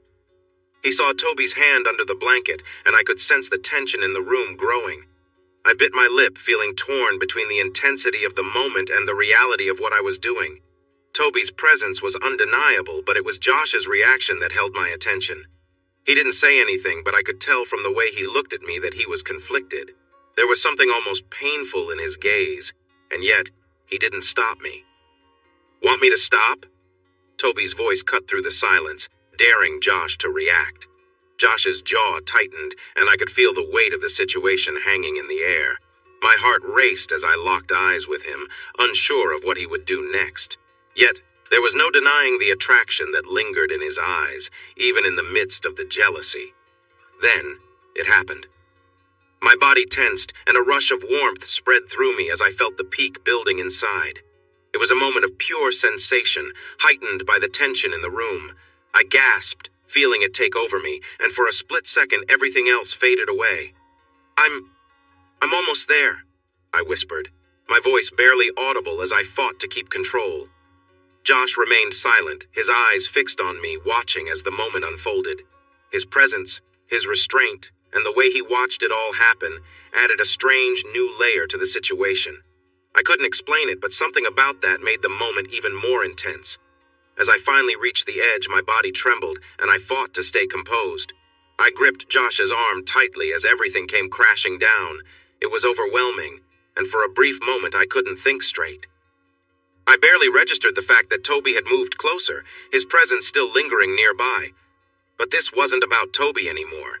It was about something deeper, something more complicated. I had pushed things too far, and now I was left to face the consequences. I looked into Josh's eyes, feeling a mix of emotions as I tried to make sense of everything happening around me. Toby's presence was undeniable, but Josh was still there, watching, and I wasn't sure what he was thinking. As Toby's movements brushed against me under the blanket, I could see the tension in Josh's face. His expression was tight, his eyebrows drawn together as if he was torn between wanting to look away and being unable to. "Does this feel good?" I asked Josh softly, hoping for some clarity. He didn't respond at first, but a deep breath escaped him, and I could tell this was affecting him deeply. "Is it okay if this happens?" I asked again, carefully choosing my words. I wasn't sure if he was ready to see more, but I wanted to give him the choice. His eyes met mine, and after a long pause, he gave a small nod. I took it as his approval, though I could see the inner conflict in his face. I kept my gaze on Josh as I felt the shift beside me. Toby was moving, his actions slow and deliberate, but I still watched Josh, hoping to understand what he was feeling. His eyes stayed on mine, never leaving as I held on to the moment, waiting for a signal that this was going too far. Toby moved gently, making it clear what would happen next. I stayed focused on Josh, waiting for him to react, but he remained still, his expression tense. This was uncharted territory for all of us, but I had to keep moving forward to see where we all stood. I felt the tension build, the weight of everything hanging in the air as Toby began to push forward. I winced slightly, and Josh exhaled sharply, his eyes never leaving mine. The feeling of the moment hit hard, but I smiled softly at Josh, hoping to reassure him that everything was still under control. This wasn't just about what was happening physically, but the emotional layers that ran beneath it. As things progressed, I could see the turmoil in Josh's eyes. He was a part of this now, no matter how conflicted he felt. His silence told me he was letting this happen, even if it wasn't easy for him. Toby's movements became more pronounced, but I stayed focused on Josh, trying to understand the thoughts running through his mind. We had started something that couldn't be undone, but I knew we needed to continue, to push through the confusion and see what it meant for us. As things unfolded, the guilt and tension I had felt earlier started to fade, replaced by a new understanding. This was about more than just the moment. There was a deeper layer we were all exploring, even if none of us fully understood it yet. Josh remained silent, his face a mixture of emotions, but his presence was enough to know that he was still there with me, even as things continued to move forward. We were in this together, no matter how strange it all seemed. I felt overwhelmed, like my thoughts were slipping away as the moment took over. Everything around me seemed to blur and I could barely think straight. "Josh," I murmured, trying to keep my focus on him. "Toby is right here. This is happening, right next to you." My voice was soft as I tried to understand what this meant for all of us. "How do you feel?" Josh's eyes met mine. "Jealous, angry," he admitted, his expression conflicted. I wanted to make things better, to bring some comfort despite the strange situation we found ourselves in. I leaned toward Josh, hoping to ease the tension, but it was hard to focus when everything around me felt so intense. Toby, meanwhile, moved with confidence, as if he knew exactly what to do. His steady movements made it impossible for me to keep my thoughts clear. I found myself caught up in the rhythm, unable to control the rising emotion within me. The pressure built until it was too much, leaving me feeling lost in a haze of sensations. Without thinking, Toby shifted my position, and the room filled with the sounds of movement, of bodies adjusting and the bed creaking beneath us. The atmosphere was thick, the air heavy with a mix of emotions I couldn't quite process. I tried to focus on Josh, but everything seemed to spin out of control. Each sound seemed louder than the last, the bed, our breathing, and the tension in the room. I felt the world around me slipping away as everything built towards something I couldn't fully understand. It was a strange and overwhelming experience, one that left me unsure of where we stood or what came next. All the while, I could sense the weight of the moment hanging over us. I wanted to pull away, to take a step back and figure out how we'd gotten here, but it felt impossible. The situation had its own momentum, and I could only go along with it, caught in the rush of it all. I turned to check on Josh, realizing how loud I had been, but he wasn't there anymore. "Toby, wait!" I began. But before I could finish, Toby shifted, hitting that familiar spot that made me lose control. The overwhelming feeling left me breathless. "Look at me, Kimberly," Toby commanded, his hand grazing my neck. It wasn't just his size or presence that made me feel this way. It was how easily he could take control of the moment, how every move seemed so deliberate. There was no hesitation, and that was what had drawn me in. I felt guilty for how much pleasure I was experiencing, knowing Josh had left, but I couldn't stop myself. Toby's control was relentless, and I felt completely consumed by the moment. "Open your mouth," Toby ordered. I complied, and soon I was left stunned by the intensity of everything, barely able to think. He took pleasure in the control he had, and for a brief moment everything else faded away. But even after all that, the energy in the room hadn't lessened. Toby flipped me onto my stomach, his intentions clear. "Ready?" he asked, though we both knew the answer. "Go for it," I replied. Toby didn't hold back, and the force of his actions made it clear there was no turning back. It was intense, shaking my whole body with every move. The sound of the moment filled the room, a constant reminder of how far things had gone. "Where do you want it?" Toby growled as the moment neared its peak. "Wherever you want," I whispered back. He didn't hesitate, and with one final push, everything reached its end. I gasped at the intensity, feeling completely overwhelmed. It was over, but the weight of everything hung heavy in the air. "I'm feeling really anxious." Toby pulled away from me, and I could feel a mix of emotions flooding in. As I looked around, I realized Josh was missing. I hadn't seen him leave, and now I felt a strong need to find him. Suddenly, my thoughts cleared a bit. Toby didn't seem to care, probably because he wasn't thinking about Josh, but I quickly sat up. It felt strange to search for my husband after what had just happened. "Where did he go?" I asked. Toby didn't respond. He seemed satisfied with himself. I got out of bed and grabbed my robe from the floor. I didn't want to be bare anymore. A wave of shame washed over me, and I just wanted to find my husband.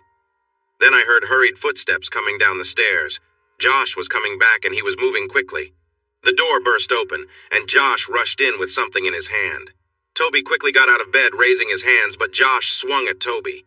I stood frozen, seeing the anger in Josh's eyes. This wasn't jealousy. It was pure rage. "Josh, don't!" I yelled, almost instinctively. But I realized I was wrong to think that way. It was a mistake letting things go as they did. I watched as Josh lifted his arm, ready to strike again. He didn't hear my plea as he swung again. "You're in big trouble!" Toby cried out as the object hit his hand, and he quickly moved away from Josh to get back on his feet. He didn't have any witty comebacks or tricks left. Instead, he tried to take the object from Josh, but Josh was too strong and held him back. Toby struggled, but he was overpowered, and his efforts slowly faded away. I watched helplessly, knowing he passed out. Before I could worry, Josh let go of Toby with an annoyed sigh and stood over him, deep in thought. "Josh," I called softly. "Great," Josh muttered, standing up and leaving Toby on the floor. Without hesitating, Josh left the room and went downstairs. I quickly followed him, forgetting about my robe. I was too worried to think about anything else. A few moments later, I found him by the pool area. It was as if he had changed completely. He looked shattered from everything that had happened. He stood by the edge of the pool, looking into the water with a blank expression, the lights highlighting his good looks. Today had been a wild day for both of us, and even though I had felt good a little while ago, I knew I had hurt him. I felt fine physically, but my feelings were a different story. Seeing the confusion and sadness on his face caused a tear to roll down my cheek. I was overwhelmed by a mix of emotions. "Josh," I said quietly, moving closer to him, wearing my robe for some sense of modesty. I had tried to shake off the trouble from earlier, my mistake in acting so foolishly, but I couldn't help but feel that I had made things worse. He stayed silent, and I didn't want to press him. I had pushed enough already, so we just stood there. The water sparkled, and the smell of chlorine filled the air while the night sky was dark. I wondered what he was thinking, but felt it was better to let him speak first. I owed him that much. Actually, I owed him everything. We never had fights or big arguments. I didn't know what to expect. Our relationship had seemed so good that maybe I had ignored the impact of my actions. The hardest part was that it wasn't even a fight. Josh was just quiet. That was the worst. It wasn't like him, and it hurt me deeply. After a few minutes, maybe 10, he finally broke the silence. "Do you love him?" Josh asked, still looking at the water. "No," I answered quickly. "Never. Just the moment." His eyes seemed distant, and it was tearing me apart. "Do you still love me?" "Yes. So much," I said softly. Josh offered a faint smile and glanced at me for a moment before going quiet again as he gathered his thoughts. I felt like a car stuck on the tracks, waiting for the train. He sighed heavily. "I think that's why it hurts so much for me to see you with him, because you look happy. You seem to be enjoying it so much, and it broke my heart to see you like that. Maybe in another world things could have been different, but now it all feels spoiled." He sighed again. I stood frozen, feeling the cold air on my skin, taking in his words. They affected me deeply, but I stayed silent. "I just wish you could see yourself, you know? It's like you're not the same person. That scares me. I don't know what happened. Then I went to calm down and saw something that made me really angry. I didn't want to lose control again. It's like I have this thing I can't seem to control, and it ends up hurting me." He finally looked me in the eyes. They were beautiful and full of feeling, yet so cold and distant. It made me feel really uneasy. "What do you want, Kim?" he asked. "This can't keep happening. It's really bothering me. Sometimes in the moment I get excited, but I don't think I can do this again. It's just not who I am. It's too much." "I promise I won't do it again," I replied quickly, and I meant it. I never would have done it if it wasn't for, the phone situation. I've been so foolish. I can't believe how foolish I've been. I know I'm partly to blame. We got too close to the edge, allowing a little here and there, and then we messed it all up," Josh said, sitting down on a chair. "I can't change what happened, and I'll regret it forever," I admitted, wanting to make things right. Pushing things today was a mistake. Or maybe with Toby. I don't even know anymore. I haven't had a moment to think about everything since you left. There was a long pause. "He wanted to come between us," Josh said quietly, a small smile forming on his lips. "He wants you for himself." The thought of a world where Josh didn't love me, where I didn't love him, hurt a lot. I had seen the messages, but there was still so much to understand. Looking back, Josh was probably right. What I took as playful words might have meant more. I shook my head. "Toby's just trying to mess with us, and we got caught up in his nonsense," I said, almost pleading. But Josh's silence worried me. "Do you want him, though?" "What?" I responded, shocked and upset. "Absolutely not. He's out of my life. You're all I need," I told him, taking a step closer. He stayed still, neither moving back nor forward, but I had to ask. "Josh, are we okay?" Josh finally seemed to come out of his thinking and looked at me, surprised. Even though he hadn't answered, his reaction spoke volumes. "Of course, Kim," he said, standing up and holding my arms.